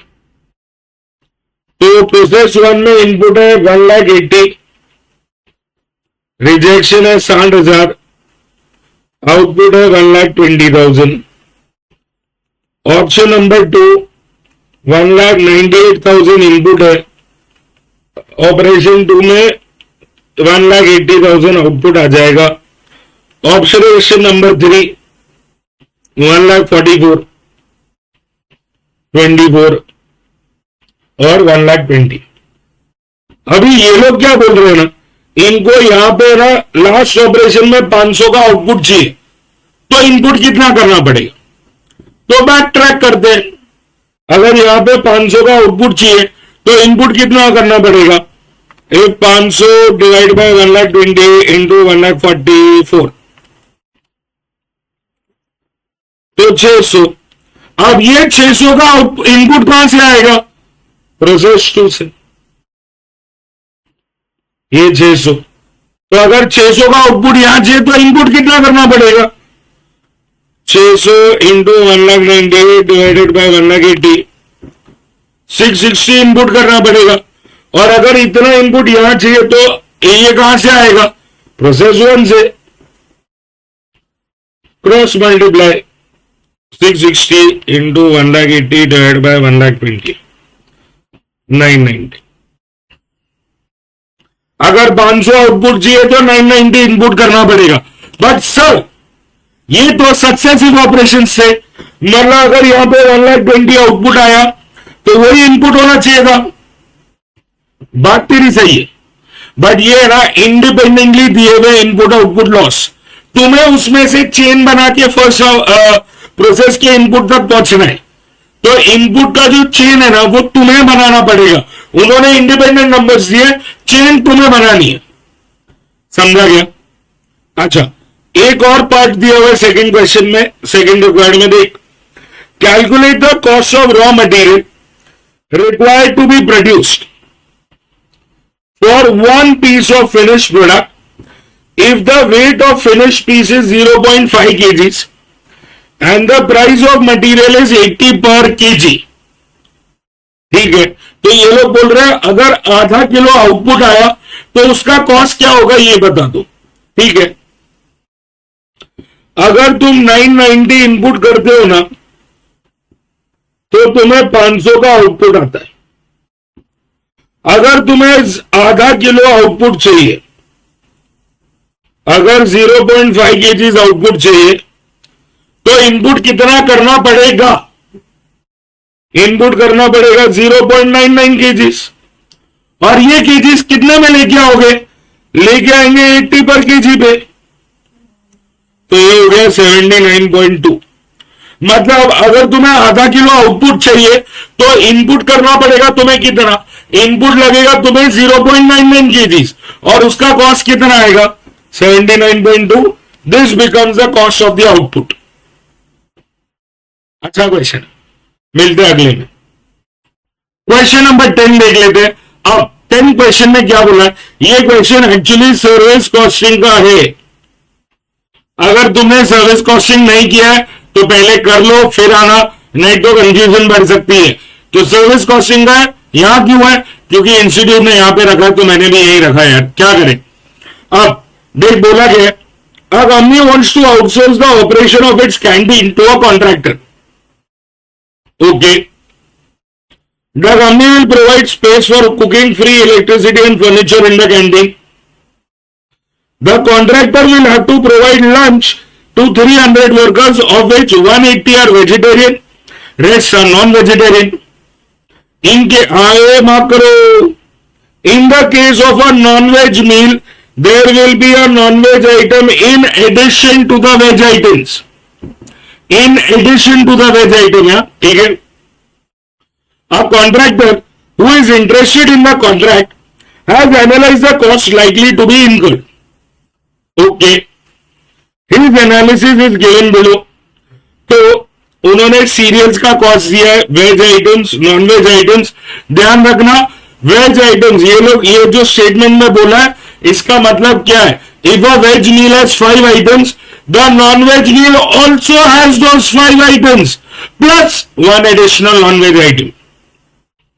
ठीक है। स्पाइसेस है, कुकिंग ऑयल है, 1 cook, salary 13,000 per month, 3 helper, salary 7,000 per month पर हेड। एक बंदे का एक महीने का 7,000 है। Fuel 2 commercial cylinders per month, price 1,000 each. Okay. On an average the canteen will remain open for 25 days in a month. एक महीने में 25 दिन ऑपरेशनल है। एंड द कॉन्ट्रैक्ट, हाँ ये माफ करो, the contractor wants to charge the non veg meals at 1.5 times of the veg meal. तो जो भी वेज मील का कॉस्ट होगा उससे 1.5 टाइम्स नॉन वेज मील का कॉस्ट होगा। और अपने से पूछा है प्राइस पर meal veg and non veg separate, if the contractor should quote if he wants a profit of 20% on his takings। अब यहां पे ना क्वेश्चन बहुत सिंपल हो जाता अगर अपने पास वेज अलग है, नॉन वेज अलग है और अपन लोग सब कुछ अपने अपने हिसाब से कर ले रहे, वेज का अलग, नॉन वेज का अलग। बट वो सिचुएशन यहां पे नहीं होने वाली है, क्योंकि यहां पे है ना वो लोग है ना अपने पास सब कुछ क्लब्ड कॉस्ट दिया हुआ है। क्या सर क्लब कॉस्ट, ये cereal, veg, non veg, spices, cooking oil, ये सब तो अलग अलग आ जाएगा ना। बट हेल्पर और कुक कैसे डिवाइड करोगे, कुक ने कितना टाइम वेज मील बनाने में लगाया, कितना नॉन वेज मील, पता नहीं। हेल्पर वेज खाना बनाने में हेल्प कर रहा था, नॉन वेज खाना पता नहीं। वो फ्यूल जो है वो वेज खाने में ज्यादा लगाएगी, नॉन वेज में पता नहीं। So what will do is अपन एक महीने का कंबाइंड टेकिंग्स लेंगे कि एक महीना अगर कैंटीन चलाना है तो टोटल अपने को कितना पैसा आना चाहिए और उसमें से वेज और नॉन वेज अलग अलग कर लेंगे। ठीक है, देख कैसे होगा ये। तो सबसे पहले तो पूरे मंथ में मील्स कितने होंगे, तुम लोग 300 मील डेली सर्व कर रहे हो तो 25 days, तो मतलब 7,500 मील्स तो हो गया, 7,500 मील्स हुआ। अब इसमें से वेज कितना और नॉन वेज कितना, वेज 180 है, नॉन वेज 120 है, तो इसी रेशियो में डिवाइड कर लेते। 7,500 डिवाइड बाय 300 इंटू 180, तो 4,500 वेज मील्स हो गए, तो नॉन वेज मील्स होंगे 3,000। दैट्स ऑल, इतने ही मील्स होने वाले अपने वेज और नॉन वेज में। अब सबसे पहला खर्चा अपन लोग बनाएंगे स्टेटमेंट ऑफ टेकिंग का, statement of takings per month, that will be cost plus profit. Cost में अपने पास क्या क्या है, सीरियल। अब ये एक पर मील है, अपन लोग को सारे मील्स में वेज हो या नॉन वेज सारे मील्स में लगेगा, तो 7,500 से मल्टीप्लाई कर लो, तो ये मेरे ख्याल से 60,000 हो गया। फिर क्या है, veg items, very important, veg items है 5 पर प्लेट और ये सारे मील्स में होगा। the non-veg meal will have one item additional to the veg item. तो ये तो सारे मील में लगने वाला है, तो ये हो गया कितना 37,500.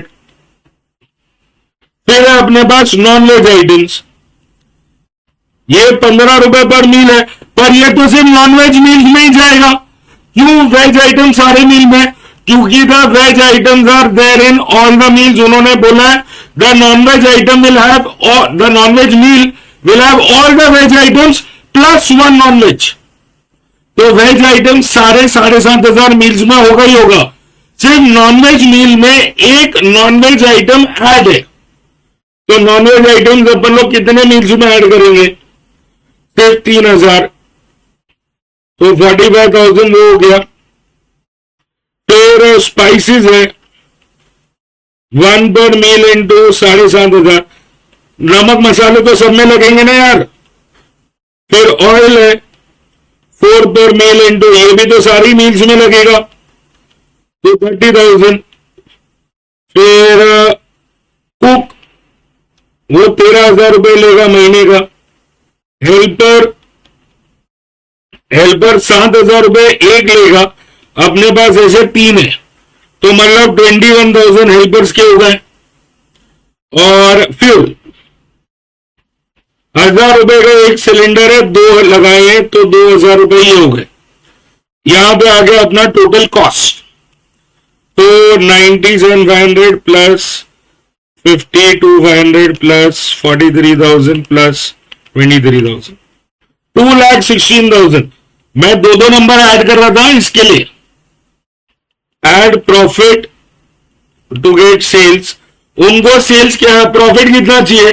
20% ऑन टेकिंग्स. तो टेकिंग्स है 100, प्रॉफिट 20, कॉस्ट 80, तो 2,70,000 रुपए सेल्स हो गया, 54,000 हो गया प्रॉफिट. यहां तक तो आ गया. अपने को पूरे महीने टूर में 2,70,000 का कलेक्शन इकट्ठा करना है. और उन्होंने क्या बोला है? नॉन वेज मील्स 1.5 टाइम्स होने वाले, तो let the veg meal be x. तो नॉन वेज मील कितने का हुआ? 1.5x, बराबर ना 1.5 टाइम्स. अब तुम 4,500 वेज मील्स कर रहे हो, तो उसका ₹X मिलेगा. तुम 3,000 नॉन वेज मील्स कर रहे हो, तो उसका 1.5x मिलेगा. और टोटल होना चाहिए 2,70,000. तो 3,000 into 1.5, 4,500 plus 4,500, 9,000x is 2,70,000. X आ गया 30. एक्स क्या है? Veg meal 30. तो नॉन वेज कितना होगा? 1.5 टाइम्स ऑफ 30, तो 45. अब ये तो हो गया अपना पहला पार्ट. सेकंड पार्ट में भी क्या बोला हुआ है? द प्राइस पर meal separately for veg and non veg that a worker will be required to pay if the company provides 60% subsidy for meals out of the welfare fund. इसका मतलब company 60% subsidy दे रहा है, मतलब company bear कर रहा है 60% cost. तो worker को कितना बेयर करना पड़ेगा? सिर्फ 40%. तो सब्सिडाइज रेट्स कितने हुए? सब्सिडाइज रेट्स जहां 30 रुपीज था वेज का, वहां पे 60% डिस्काउंट मिल गया, तो 12 रुपीज फॉर वेज और 45 रुपीज के में 60% का डिस्काउंट मिला, तो ये कितना हो जाएगा? 18 रुपीज फॉर नॉन वेज. बचा हुआ पैसा वेलफेयर फंड से. समझा? बेसिक क्वेश्चन, सिंपल है, बस ये याद रखना. Veg and non veg x and 1.5x, और नॉन वेज मील्स में veg items will be in all the 7,500 meals. इतना ही ध्यान रखना था, यही नया था इस क्वेश्चन में. आओ अगला देखते हैं. हाँ जी सर, जो अपन लोग नेक्स्ट टॉपिक चालू कर रहे हैं दैट इज EBQ, और economic batch quantity, it is extremely similar to economic order quantity. Why? सबसे पहले समझ लो, ये ईओक्यू और EBQ they are coming out of the Wilson square root formula. अब इस स्क्वायर रूट फॉर्मूला का इजाद क्यों हुआ था, ये इन्वेंट क्यों किया गया था? It was to find an equilibrium between a one time cost and a recurring cost. One time cost और रिकरिंग कॉस्ट के लिए इक्विलिब्रियम फाइंड करने के लिए विल्सन का स्क्वायर रूट फॉर्मूला बनाया गया था। अब जब तुम ईओक्यू कर रहे थे तब क्या पर्पस था कि अपन एक बार में कितना रॉ मटेरियल मंगाए एक साथ, is what was the question. क्यों? क्योंकि उसमें वन टाइम कॉस्ट था ऑर्डरिंग कॉस्ट और एक कैरिंग कॉस्ट था, वो रिकरिंग कॉस्ट था। So one time cost was ordering cost, carrying cost was recurring cost. ठीक है। अब similar format is in EBQ as well. EBQ में भी अपन लोग क्या देख रहे हैं, अपन लोग कितना फिनिश गुड्स मैन्युफैक्चर करें वन टाइम में, एक बार में अपना फिनिश गुड्स कितना मैन्युफैक्चर करना चाहिए। क्यों? क्योंकि यहां पे भी सेम प्रॉब्लम है। You have an one time cost which is the setup cost. Machine को सेटअप करने का जो कॉस्ट है वो वन टाइम है, so that is the setup cost which is one time, और कैरिंग कॉस्ट है that is a recurring cost. ठीक है, तो सेम प्रॉब्लम है और इसलिए सोल्यूशन भी सेम है। अपन लोग विल्सन का स्क्वायर रूट फॉर्मूला ही यूज कर रहे हैं ईबीक्यू कैलकुलेट करने में भी। नाउ वन टाइम पर्पस यहां पे दिया हुआ है, कितना रॉ मटेरियल ऑर्डर करना है, ईबीक्यू में कितना फिनिश गुड्स मैन्युफैक्चर करना है। इसमें वन टाइम कॉस्ट क्या है, ईओक्यू में one time cost is ordering cost, EBQ में सेटअप कॉस्ट, रिकरिंग कॉस्ट दोनों में कैरिंग कॉस्ट ही लगता है। अब टोटल ऑर्डरिंग कॉस्ट और टोटल सेटअप कॉस्ट सेम होता है। जब तुम ईओक्यू कर रहे हो तब तुम टोटल ऑर्डरिंग कॉस्ट कर रहे हो which is AD upon EOQ into OCPO. उसी का ही सिमिलर यहां पे total setup cost. Total setup cost कैसे आएगा, AD upon EBQ into the setup cost. फिर टोटल कैरिंग कॉस्ट दोनों जगह पे सेम ही लगने वाला है, half of EOQ into CC PUPA, half of EBQ into CC PUPA, so it is the same. यहां पे तुम लोग नंबर ऑफ ऑर्डर्स फाइंड करते हो कि कितने ऑर्डर्स प्लेस करने पड़ेंगे, that is AD upon EOQ, और यहाँ पे ईबीक्यू में तुम फाइंड करो कितने बार सेटअप करना पड़ेगा, number of setups, that is AD upon EBQ. Same formula तक सेम है, बस ओसीपीओ के बदले सेटअप कॉस्ट पर सेटअप लगेगा। Everything is the same. Demand annual होना चाहिए, ऑर्डरिंग कॉस्ट या सेटअप कॉस्ट पर ऑर्डर या पर सेटअप होना चाहिए, सीसी को पूपा होना चाहिए, पर यूनिट पर एनएम होना चाहिए। और जो ईओक्यू में लॉजिक था that at EOQ TOC is equal to TCC, at EBQ the total setup cost is equal to the total carrying cost. So everything is exactly the same. सब कुछ same है, कोई भी फर्क नहीं है। और क्योंकि यहाँ पे फर्क नहीं है इसलिए यहाँ पे कुछ भी कर लो सब कुछ सेम ही कैलकुलेट होगा। In fact the line of questioning is also the same. अपन लोग वो कंपैरिजन बनाते थे, पता है कि अगर ईओक्यू पे ऑर्डर नहीं किया तो कितना एक्स्ट्रा कॉस्ट लगेगा, सेम टाइप है यहाँ पे भी होने वाला है। So everything is the same. ठीक है, तो इसलिए ना ये फॉर्मूला सेम है। There is a reason why the formulas are the same and this is the reason. Equilibrium फाइंड करना है, ईओक्यू में अपन इक्विलिब्रियम फाइंड कर रहे हैं टू फाइंड आउट कि अपन कितना फिनिश गुड्स रॉ मटेरियल एक साथ मंगाए, और ईबीक्यू में फाइंड करें इक्विलिब्रियम टू फिगर आउट एक साथ कितना फिनिश गुड्स एक साथ बनाना। समझ में आया? So that is what it is the total thing. अब इसको अपन लोग कर रहे हैं स्टॉप, अगले क्वेश्चन से अगले वीडियो से कर रहे हैं क्वेश्चन स्टार्ट। फटाफट देख लेते हैं। चल हाँ जी सर, देख लेते हैं क्वेश्चन नंबर 11 और 12 साथ में। अब यहां पे ना अपने को क्या दिया हुआ है, देख अपने पास क्वेश्चन नंबर 11 में मंथली डिमांड है। डिमांड अपने को कैसा चाहिए होता है, एनुअल, वो चीज का हमेशा ध्यान रखना। सेटअप कॉस्ट पर बैच दिया हुआ है, cost of manufacturing the unit ये पू हो गया, रेट ऑफ इंटरेस्ट इज 10%, ये पा हो गया, और अपने को बोला है डिटरमाइन इकोनॉमिक बैच क्वांटिटी। तो 2 into annual demand, annual demand कितना होगा 500 into 12 into ordering cost per order के लिए सेटअप कॉस्ट लगेगा which is 60 and the carrying cost per unit per NM. तो पर यूनिट पर एनएम पू कितना है 20 पर 10%। So 2 into 500 into 12 into 60 divided by 2 का रूट 600 हो गया। क्वेश्चन नंबर 12 देख लेते। Messrs KBC bearings limited is committed to supply 48,000 bearings per annum to Messrs KMR on a steady daily basis। मतलब ये क्या हो गया, annual demand. It is estimated that it costs 1 rupee as inventory holding cost per bearing per month। तो inventory holding cost मतलब carrying cost है, पर ये पूपा नहीं है, ये पूपा में, तो अपने को मल्टीप्लाई करना पड़ जाएगा। और बोला setup cost per run of bearing manufacture is 3,200, तो आपने को सेटअप कॉस्ट दे दिया। और बोला what would be the optimum run size of bearing manufacture, तो ये तो बहुत सिंपल है यार, ईबीक्यू ढूंढ रहे, 2 into annual demand into setup cost 3,200।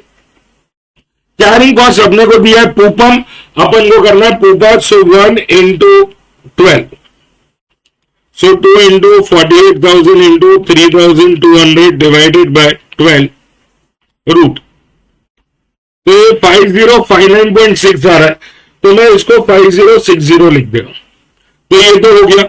Next part में देख क्या बोला है, what would be the interval between 2 consecutive optimum runs, बहुत इंपॉर्टेंट, ये फ्रीक्वेंसी पूछ रहे, तो मतलब कितने टाइम में बैच चलाओगे, बहुत सिंपल है यार। तुम्हें पूरे साल में 48,000 चाहिए और एक बार में 5060 तुम यूनिट्स बनाने वालो, तो तुम्हें कितनी बार प्रोडक्शन करना पड़ेगा, तुम्हें प्रोडक्शन करना पड़ेगा 9.48 टाइम्स, मतलब 10 रन तुम्हें पूरे करने पड़ेंगे। In how many days, 365 days, तो एक रन कितने दिन में होगा, 36.5 डेज। तो मैं ना ईओक्यू में एक कॉन्सेप्ट था frequency of orders. Frequency of orders कैसे आता था बॉस, फ्रीक्वेंसी ऑफ ऑर्डर्स आता था on the basis of frequency of orders आता था, उसका फॉर्मूला क्या था, 365 अपॉन नंबर ऑफ ऑर्डर्स। यहां पे भी सेम कर रहे हैं, but it is number of setups, so annual demand upon EBQ, this will give you number of setups, 10 run करने पड़ेंगे इन 365 डेज, तो एक रन कितने दिन में। एंड लास्टली इन्होंने अपने से पूछा है find out the minimum inventory cost. Minimum inventory cost क्या होने वाला है, it will be the total setup cost plus the total carrying cost. Total setup cost कैसे रखने आएगा अपने को, it is the same as total ordering cost, it will be AD upon ABQ into the setup cost. AD कितना है 48,000 upon ABQ 5060 into setup cost 3,200, so 48,000 divided bye 5060 into 3,200, सो 30,355 है, तो मैं पॉइंट समथिंग समथिंग, तो मैं ना इसको कर लेता हूं 30,356। टोटल कैरिंग कॉस्ट ये तो सेम ही रहेगा क्योंकि ईबीक्यू है ना बॉस, तो it will be the same, तो ये हो गया 60712। हो गया क्वेश्चन, very very simple, very very basic, same as EQ. अगला देखते क्वेश्चन नंबर 13 देख लेते। 13, 14, 15 और इनफैक्ट आई थिंक 16 ऑल्सो, ये सारे के सारे सेम ही है। हाँ, तो 13, 14, 15, 16 सब सिमिलर है, एक 13 कर लेते हैं, 14, 15, 16 ऑटोमेटिकली हो जाएगा, दैट सिंपल। आजा बोला है a customer has been ordering 90,000 special design metal columns at a rate of 18,000 columns per order during the past years। ये 90,000 क्या हो गया, this is your annual demand। What is 18,000? This is your current batch size। तुम currently ये batch size में manufacture कर रहे हो। और बोला the production cost comprises 21,204 for material, 60 for labor and 20 for fixed overheads। तो 2120 plus 60 plus 20, तुम्हारा मटेरियल का जो पू होने वाला है ना वो 2200 होगा। Why? Because the per unit that the cost is of that product, finish goods का पर यूनिट कॉस्ट कितना है, material plus labour plus overhead सब कुछ, तो दैट विल बिकम 2200। और बोला it cost 1500 to set up one run of, हाँ यहां पे इंस्टीट्यूट रॉन्ग हुए, to set up one run of 18,000 columns. बहुत बहुत सिंपल है, तुम एक रन का 1500 रुपए देने वाले हो, अब उस रन में तुम 18,000 यूनिट करो, 10,000 करो, 50,000 करो या पूरे 90,000 करो, it is suppose to be the same. तो इसलिए ऐसा बोलना ना थोड़ा सा रॉन्ग है, थोड़ा सा वेग है। You can not say that 18,000 columns के लिए ना तुम्हें 1500 लग रहा है। The setup cost is 1500 rupees per setup, बस। तो ये हो गया 1500 and the inventory carrying cost is 5%, तो ये पर एनम हो गया। अब मांगा देख क्या है, find the most economic production run and calculate the extra cost the company is incurring due to 18,000 columns का प्रोसेसिंग। तो बहुत सिंपल है, सबसे पहले अपन लोग ईबीक्यू फाइंड कर लेते हैं। 2 इंटू एनुअल डिमांड इज 90,000, इधर क्या क्वेश्चन, हाँ, into setup cost is 1500 and carrying cost कितना लगेगा, the pool is 2,200 and pi is 5%। So 2 into 90,000 into 1500 divided by 110 and root 1566.69 है, तो मैं इसको 1567 यूनिट्स कर दे रहा हूं। तो ये तो हो गया अपने पास क्या, EBQ. And now they are asking extra cost कितना लगा है, तो अपन लोग वो फाइंड कर लेते हैं, बट यहां पे छोटा सा चेंज है। अच्छा, ये क्वेश्चन अपन लोग ने ईओक्यू में भी किया कि अगर ईओक्यू पे ऑर्डर नहीं किया तो कितना अपने को डिफरेंस आएगा। तो उसमें अपन लोग क्या करते थे, we use to find out the total ordering cost, carrying cost and material का purchase cost also. Basically total variable cost ढूंढते थे। यहां पे तुम्हें दो ही कॉस्ट ढूंढना है, total setup cost and total carrying cost, full stop. तो यहां पे है ना, टोटल सेटअप कॉस्ट कैसे आएगा, that is half of EBQ into setup cost per setup. तो वो कितना हो जाएगा, half of 1567 into 1500। So 1567, sorry my bad, क्या लिख दिया, total setup cost 80 upon EBQ नलैक into setup cost per setup, sorry. तो 80 कितना है, 90,000 divided by 1567 into setup cost है 1500। सो 90,000 डिवाइडेड बाय 1567 इंटू 1500, तो ये आ रहा है 86,150, 1.88, तो 152 लिख रहा हूं। The total carrying cost will be same as total setup cost at EBQ, तो वो तो चिपका ही दो, 86,152, तो 86,152 ट्वाइस 1,72,304। ये हो गया द कॉस्ट एट ईबीक्यू। अब at current terms, current terms में अपना ऑर्डर साइज या सॉरी बैच साइज कितना है, we are manufacturing 18,000 columns in one go. 18,000 columns in one go मतलब एक बार में 18,000 यूनिट बना रहे, तो अपने को टोटल सेटअप कॉस्ट कितना लगेगा, that will be 80 upon batch size, इसको ऐसे लिख रहा हूं, batch size into the setup cost.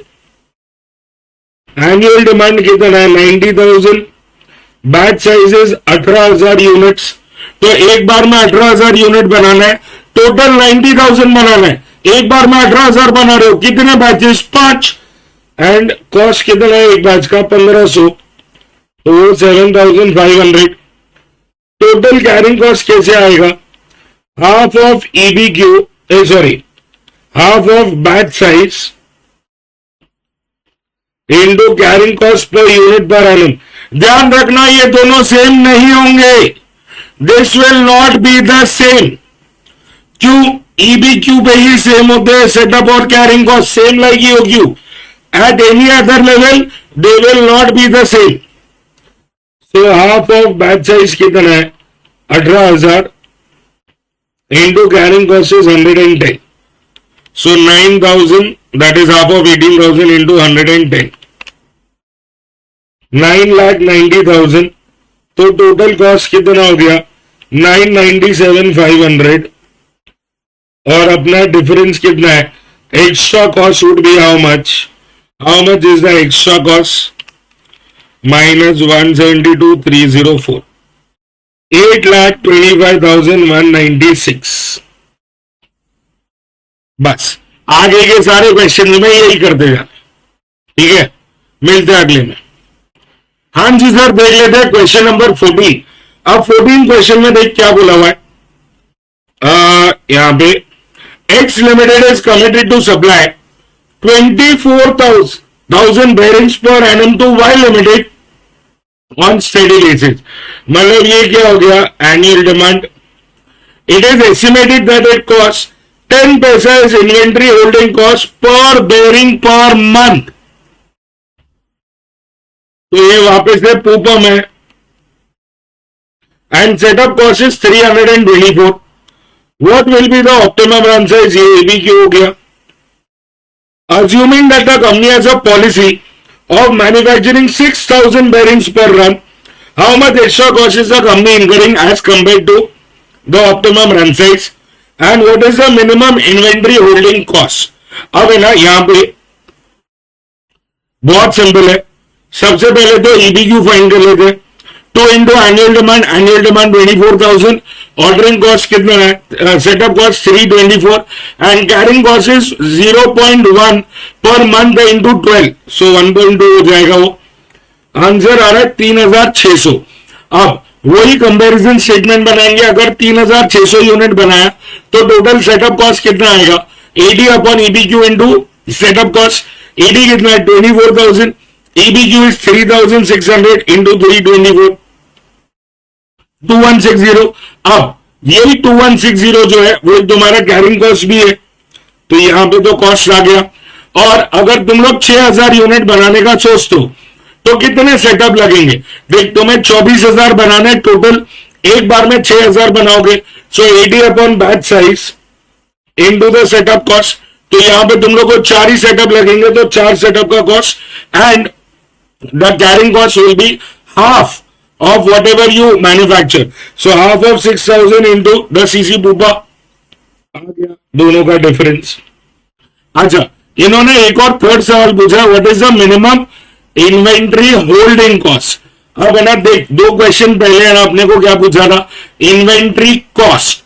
Inventory cost का मतलब क्या हो गया, सॉरी एक सेकेंड, हाँ, इन्वेंट्री कॉस्ट मतलब सेटअप और कैरिंग दोनों ऐड करके, बट इन्वेंट्री होल्डिंग कॉस्ट का मतलब है सिर्फ और सिर्फ कैरिंग कॉस्ट, और उन्होंने मिनिमम पूछा है तो इट इज एट EBQ। अब ऐसे तो हाइपोथेटिकली है ना, अगर तुम एक ही यूनिट बनाओगे एक बैच में तो उसमें तो कैरिंग कॉस्ट बहुत कम हो जाएगा, बट ये है ना, मिनिमम के साथ साथ ऑप्टिमम होना भी जरूरी है। तो इसलिए the carrying cost at EBQ is supposed to be the most optimum minimum cost, which will be 2160। Same आजा, इसी क्वेश्चन में अगला भी कर लेते, नहीं अगले में करेंगे। क्वेश्चन नंबर 15 में देख क्या बोला हुआ है, Arnav motors limited manufactures pistons used in car engines.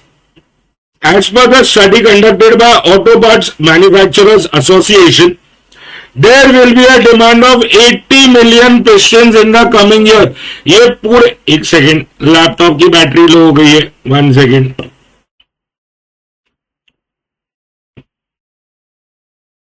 हाँ, सो ये जो 80 मिलियंस का डिमांड है, ये 80 मिलियन का डिमांड टोटल डिमांड है पूरी इंडस्ट्री का। ये वैसे 1 मिलियन होता कितना है, अ मिलियन इज 10 लाख, तो 80 मिलियन कितना होगा, 10 लाख इंटू 80,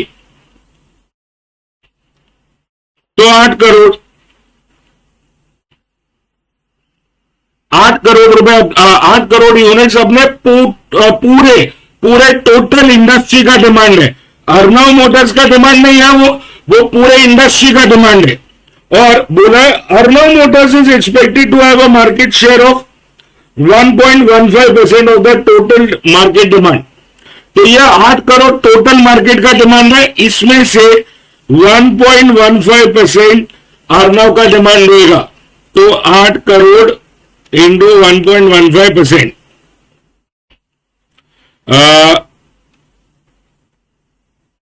एक सेकेंड, इंटू 1.15%, तो ये हो रहा है 9,20,000। समझ में आया? This is the total demand for Arnav. ठीक है, अर्नव का डिमांड है, एनुअल डिमांड 9,20,000, और बोला it is estimated that it cost 1.5 as inventory holding cost per piston per month, वापस टूपम दे दिया तो into 12, and setup cost is 3,500। अब मांगा क्या है? ऑप्टिमम रन साइज मतलब EBQ, and assuming that the company has a policy of manufacturing 40,000 pistons per run, how much extra cost would they be incurring as compared to the optimum run size? Same required, सब कुछ same. अब यहां पे देख, अपने पास total demand कितना है market का? 8 करोड़, उसमें से 1.15% है अर्नव का, तो अर्नव का डिमांड 9,20,000। अब सबसे पहले EBQ फाइंड करेंगे, 2 इंटू एनुअल डिमांड कितना? 9,20,000 into the setup cost 3,500 upon carrying cost per unit per annum. अब उन्होंने ना जो पर यूनिट दिया 1.5, वो पर यूनिट पर मंथ है, तो इंटू 12 EBQ आ गया। छोटा मोटा राउंड ऑफ हो किया। अब सबसे पहले अपन लोग टोटल सेटअप कॉस्ट और कैरिंग कॉस्ट EBQ पे फाइंड करेंगे, तो टोटल सेटअप कॉस्ट कैसे आएगा? AD upon EBQ into the number of setups. Sorry, देख लेते हैं क्वेश्चन नंबर 15 में क्या बोला है। Arnav motors limited manufactures pistons used in car engines.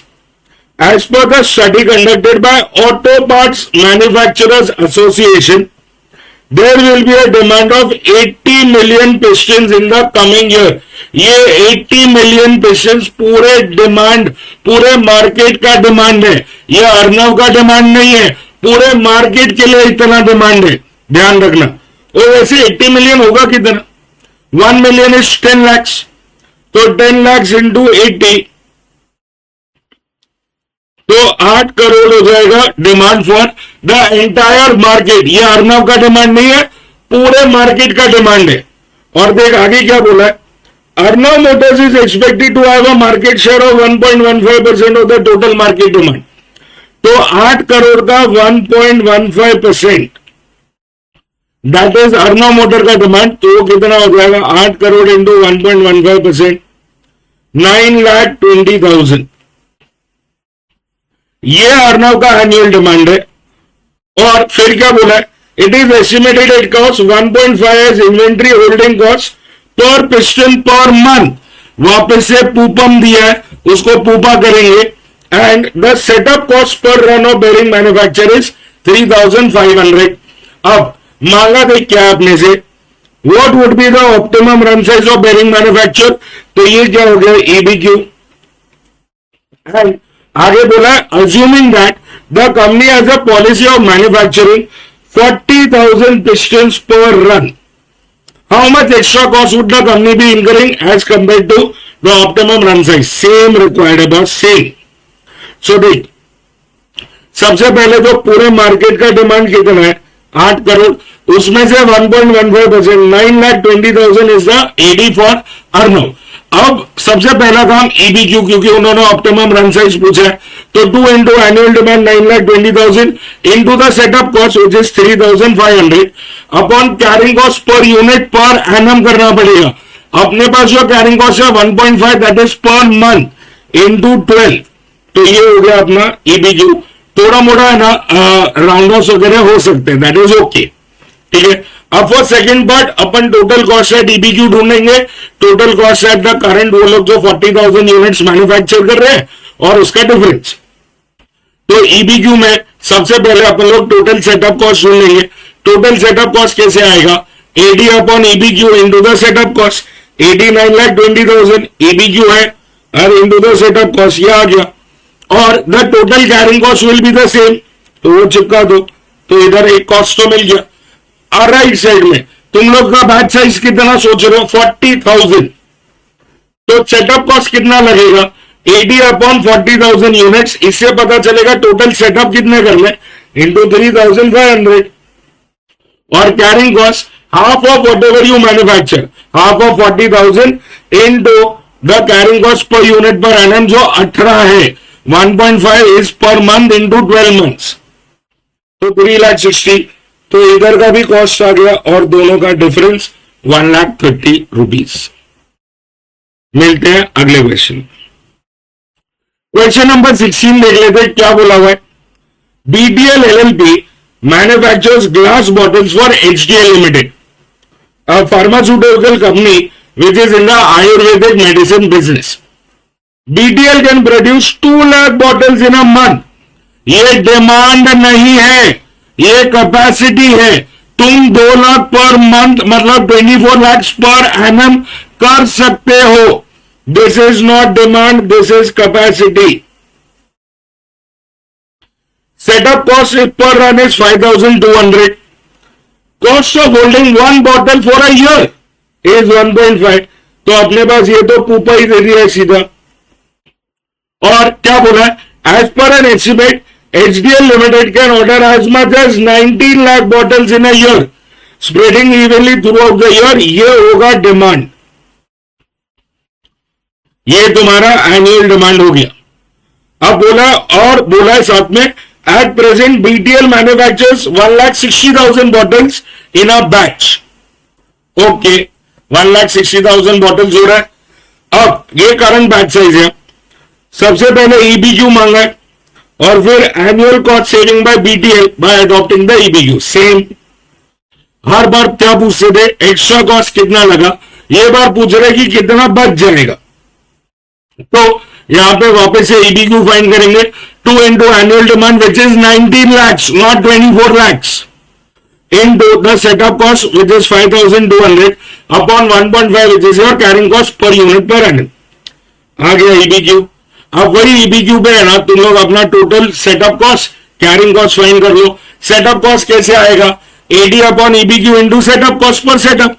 AD 19 lakhs, EBQ है into setup cost per setup, तो वो हो गया।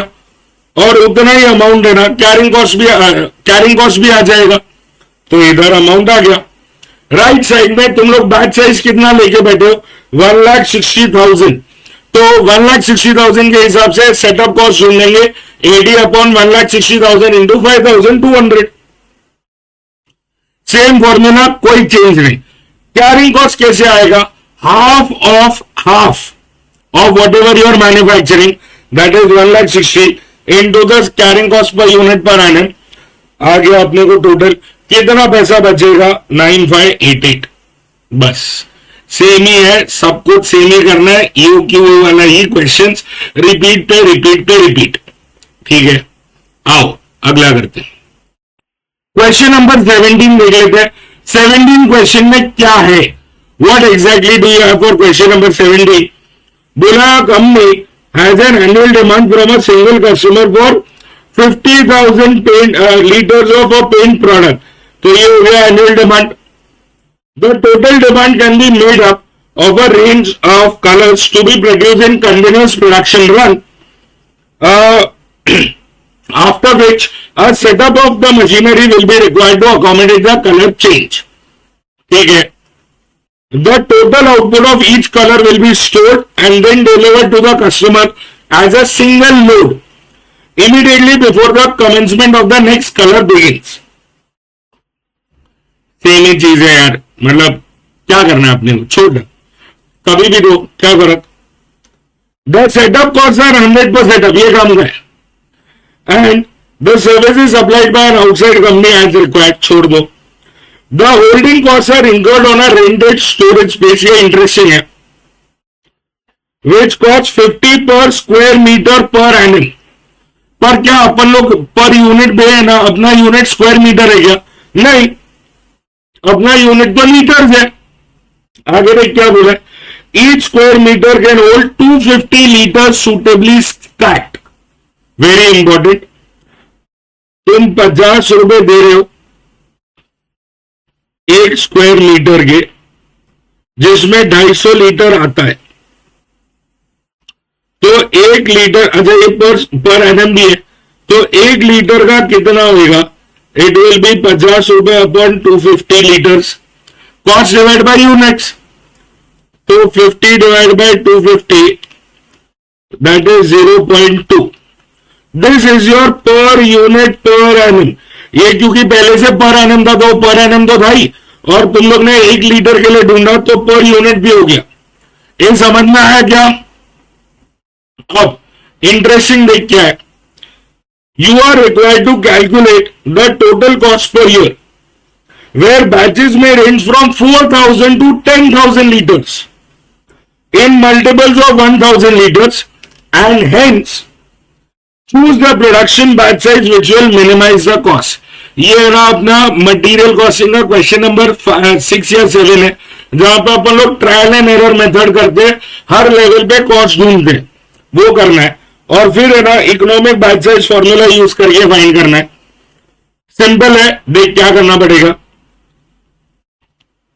सबसे पहले तो अपना एनुअल डिमांड कितना है, RAD is 50,000 litres,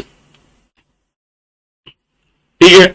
ordering cost per order is 100, sorry ordering cost क्या, सेटअप कॉस्ट इज 100 रुपीज, और कैरिंग कॉस्ट अपन ने निकाला पर यूनिट पर एनएम एट 0.2। अब उनको बैच साइज क्या क्या चाहिए, from 4,000 to 10,000 in range of 1,000। सो 4, 5, 6, 7, 8, 9, 10। तुम्हें फाइंड क्या करना है, तुम्हें फाइंड करना है टोटल सेटअप कॉस्ट। वो कैसे आएगा, AD upon EBQ into carrying setup cost. अब AD अपॉन EBQ एक्चुअली है क्या, it is number of setups. तो अपन लोग यहां पे लिख लेते हैं number of setups which is annual demand अपना 50,000 है अपॉन द बैच साइज। और फिर अपन लोग कैलकुलेट कर लेते हैं total setup cost, that will be number of setups जो भी आया इंटू 100 रुपए, क्योंकि सेटअप कॉस्ट इज 100, तो एक पार्ट ऑफ द कॉस्ट तो आ गया। अब टोटल कैरिंग कॉस्ट चाहिए, वो कैसे आएगा, half of the batch size into CC Bupa. Half of batch size क्या है, उसको बोलते हैं एवरेज इन्वेंट्री। जो EOQ में है वही टर्म्स यूज कर रहे हैं, कोई नया नहीं है। Average inventory is half of batch size, तो total carrying cost will be average inventory into 0.2, और फिर लास्ट में total cost, that is total setup cost plus total carrying cost. तो चालू कर लेते हैं फटाफट।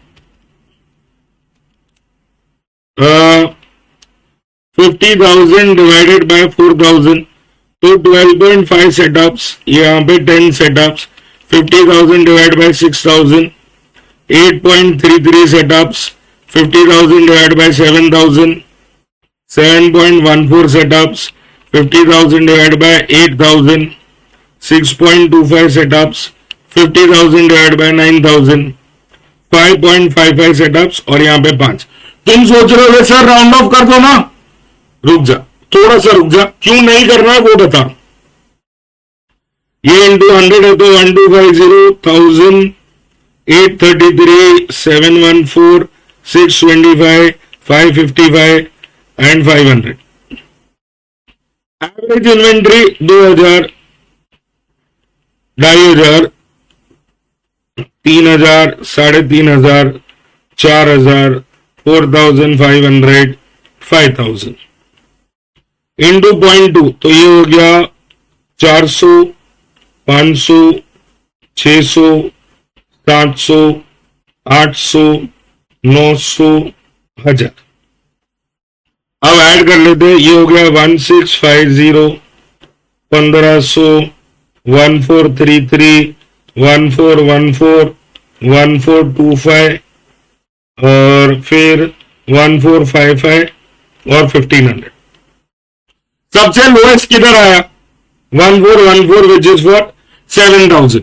अब राउंड ऑफ क्यों नहीं करना है इस स्पेसिफिक क्वेश्चन में? देख तुम्हारे आंसर के आजू बाजू कितने नंबर्स है, 1414 आंसर है, 1433, 1425, 1455 सब बहुत नजदीक नजदीक है। हो सकता है तुम्हारे राउंड ऑफ की वजह से कोई एक जगह पे तुम्हारा आंसर ही चेंज हो जाए, दैट इज अ पॉसिबिलिटी। इसलिए स्पेसिफिकली इन दिस क्वेश्चन अपन लोग राउंड ऑफ नहीं कर रहे। अब सर हमें कैसे पता चलेगा? तो देख कभी इस टाइप का इस अरेंजमेंट का क्वेश्चन आएगा तो उसमें राउंड ऑफ मत करना। अगर नजदीक नजदीक नंबर आ गए ना तो प्रॉब्लम हो सकती है, इसलिए। और उसके बाद है ना सेकेंड पार्ट में उन्होंने है ना ईबीक्यू भी पूछा था। तो 2 into annual demand 50,000, setup cost is 100 and carrying cost is 0.2. So 2 into 50,000 into 100 divided by 0.2 का रूट 7071 हो गया यार। क्या है इस क्वेश्चन में? सब सेम रेगुलर। आजा अगला करते हैं। आ जाओ सर क्वेश्चन नंबर 18 में, बट एक क्वेश्चन स्टेटमेंट है। ये क्वेश्चन एक्चुअली मार्जिनल कॉस्टिंग का है। तो अगर तुमने मार्जिनल कॉस्टिंग नहीं किया अभी तक तो पहले वो करो, फिर ये क्वेश्चन पे आना, नहीं तो प्रॉब्लम होगी। अब मार्जिनल कॉस्टिंग है तो तुमने यहां पे क्यों रखा है सर? यार अभी क्या करूं, इंस्टीट्यूट ने यहां पे रखा है तो मैंने भी यहां पे रखा है, क्या कर सकते हैं। अब पर अच्छा प्यारा क्वेश्चन है, देख क्या बोला हुआ है। Messrs Gaurav private limited is manufacturing and selling two products, black and white, and are selling at 20 and 30 respectively. Okay. The following sales strategy has been outlined for the financial year 1920. Sales planned are 81 lakhs for black, 54 lakhs for white. Selling price of black will be reduced by 10%, white will be reduced by 20%. तो यहां पे selling price दिया था, उसमें 10% और 20% reduction है। Break even is planned at 70% of total sales boss. तो break even sales दे दिया अपने को और बोला profit for the year to be maintain 826,200 for black, 745,200 for white. This would be possible by reducing the present annual fix cost by of 42 lakhs allocated as, ये correction है 2 lakhs नहीं 22 lakhs है for black and 20 lakhs to white. तो ये लोग बोल रहे हैं तुम्हें प्रॉफिट अचीव करना है तो तुम्हें फिक्स कॉस्ट कम करना पड़ेगा। और क्या बोला है, number of units to be sold for black and white to break even during the year, तो ब्रेक इवन पूछा है। और amount of reduction in fix cost product wise to achieve the profit desired in 4 above. तो basically अपने को profit achieve करने के लिए कितना फिक्स कॉस्ट रिड्यूस करना पड़ेगा वो देखना है। अब बहुत बहुत प्यारा क्वेश्चन है, समझ यहां पे। तो मैं यहां पे ब्लैक कर रहा हूं और यहां पे व्हाइट। अपने को ब्लैक और व्हाइट का सेल्स कितना बोला है? सेल्स बोला है 81 lakhs और 54 lakhs। अब 81 lakhs में से उन्होंने एमओएस सेल्स और ब्रेक इवन सेल्स का ब्रेकअप दे दिया है। ब्रेक इवन सेल्स बोला है 70% है तो एमओएस सेल्स हो जाएगा 30%। तो 81 lakhs का 70% हो रहा है ब्रेक इवन सेल्स 56,70,000 और एमओएस सेल्स हो रहा है कितना 24,30,000। और MOS into PV is profit ना, उन्होंने अपने को प्रॉफिट बता दिया कितना है। उन्होंने बोला प्रॉफिट कितना चाहिए 8,26,200। तो अब पीवी रेशियो अपना बैलेंसिंग फिगर बन जाएगा। तो ठीक 8,26,200 डिवाइडेड बाय 24,30,000, पीवी रेशियो आ गया 34%। अब एक बार पीवी रेशियो आ गया तो break even sales into PV will be equal to fix cost 56,70,000 into 34%, 19,27,800। अब बहुत सिंपल है बॉस, अपना करंट फिक्स कॉस्ट कितना है Current fixed cost is 19,27,800. Current fixed cost is 22 lakhs और revised fixed cost is 19,27,800. तो रिडक्शन कितना चाहिए? 2,72,200 हो गया. Only part to be understood over here, MOS sales दे दिया है इनडायरेक्टली, प्रॉफिट डायरेक्टली दिया है, तो बचा हुआ अमाउंट पीवी रेशियो हो जाएगा. वो पीवी रेशियो से पता चलेगा कितना फिक्स कॉस्ट होना चाहिए. बस सेम चीज यहां पे वाइट के लिए कर लेते हैं. तो ब्रेक इवन सेल्स और एमओएस सेल्स वही 70 and 30, 54 lakhs इंटू 70%. तो ब्रेक इवन सेल्स है 37,80,000 और एमओएस सेल्स कितना होएगा? 16,20,000 into the PV is profit. Profit कितना चाहिए? प्रॉफिट 7,45,200. तो 7,45,200 डिवाइडेड बाय 16,20,000, 46% है पीवी. अब वही पीवी यहां पे यूज कर लो, 46%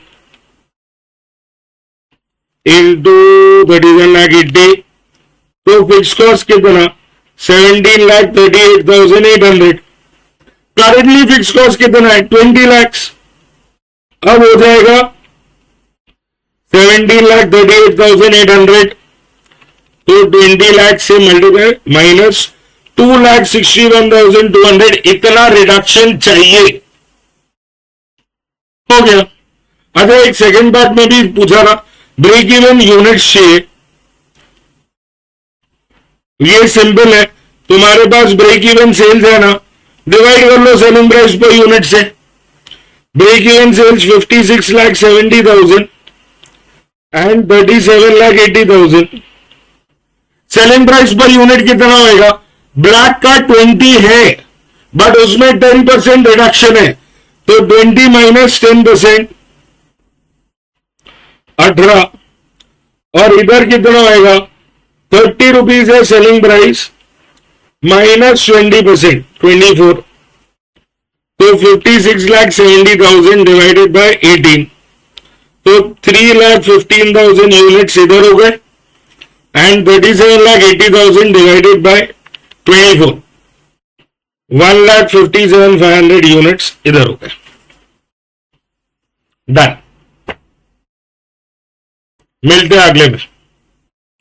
हाँ जी सर, आ गए अपने last question of the chapter पे.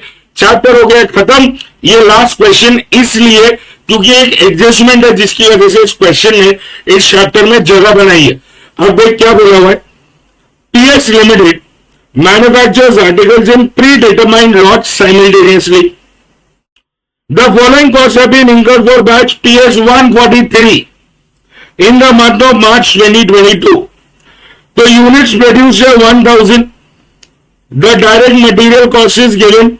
Direct labor, डिपार्टमेंट ए में 800 hours at 100 per hour, department B में 1400 hours at 120 per hour. Factory overheads are absorbed on labour hour basis, मतलब जितना आवर्स उतना उतना फैक्ट्री ओवरहेड. तो डिपार्टमेंट ए में 140 per hour है और बी में 80 पर आवर. हाँ, ये इंपॉर्टेंट है. Administrative overheads are absorbed at 10% on selling price. Admin is a percentage of sales, यहां पे ध्यान देना. और बोला है फर्म एक्सपेक्ट्स 25% ग्रॉस मार्जिन, और इन्होंने ग्रॉस मार्जिन कैसे डिफाइन किया है? Sales value minus factory cost. यही बस इंपॉर्टेंट है for determining the selling price. और बोला you are required to calculate the selling price पर यूनिट ऑफ बैच 143.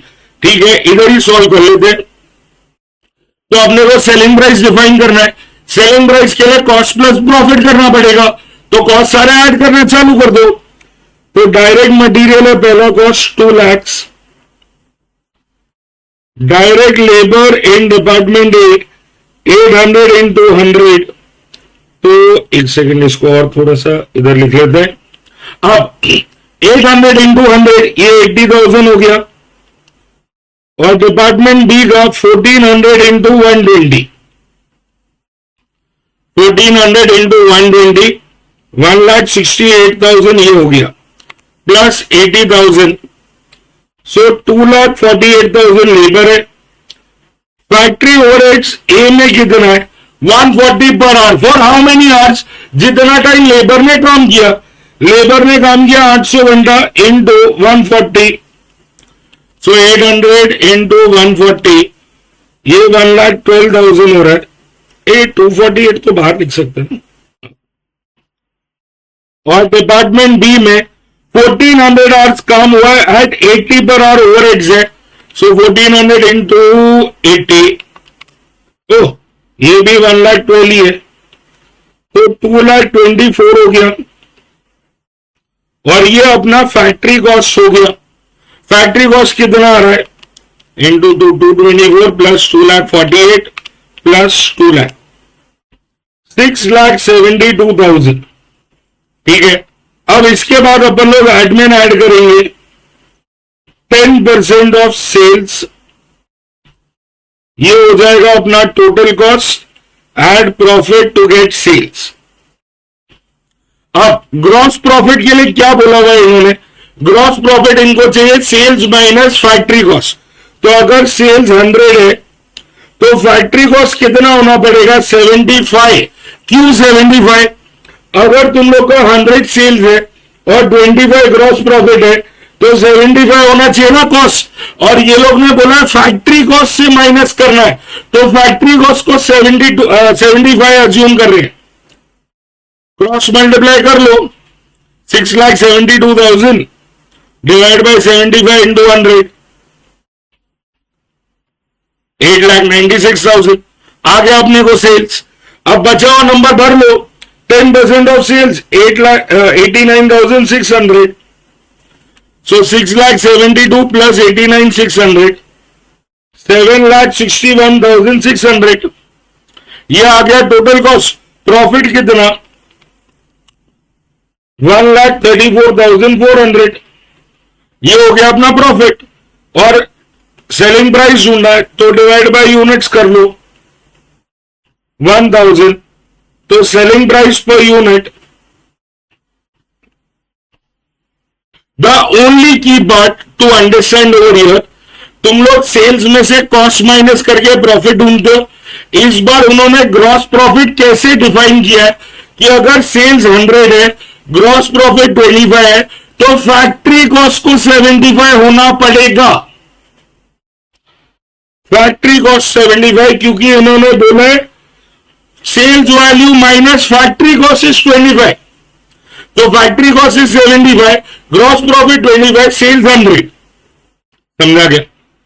एडमिन हो गया 10, सेल्स का ये ना 10%, तो एडमिन 10, टोटल कॉस्ट 85 और ये 15।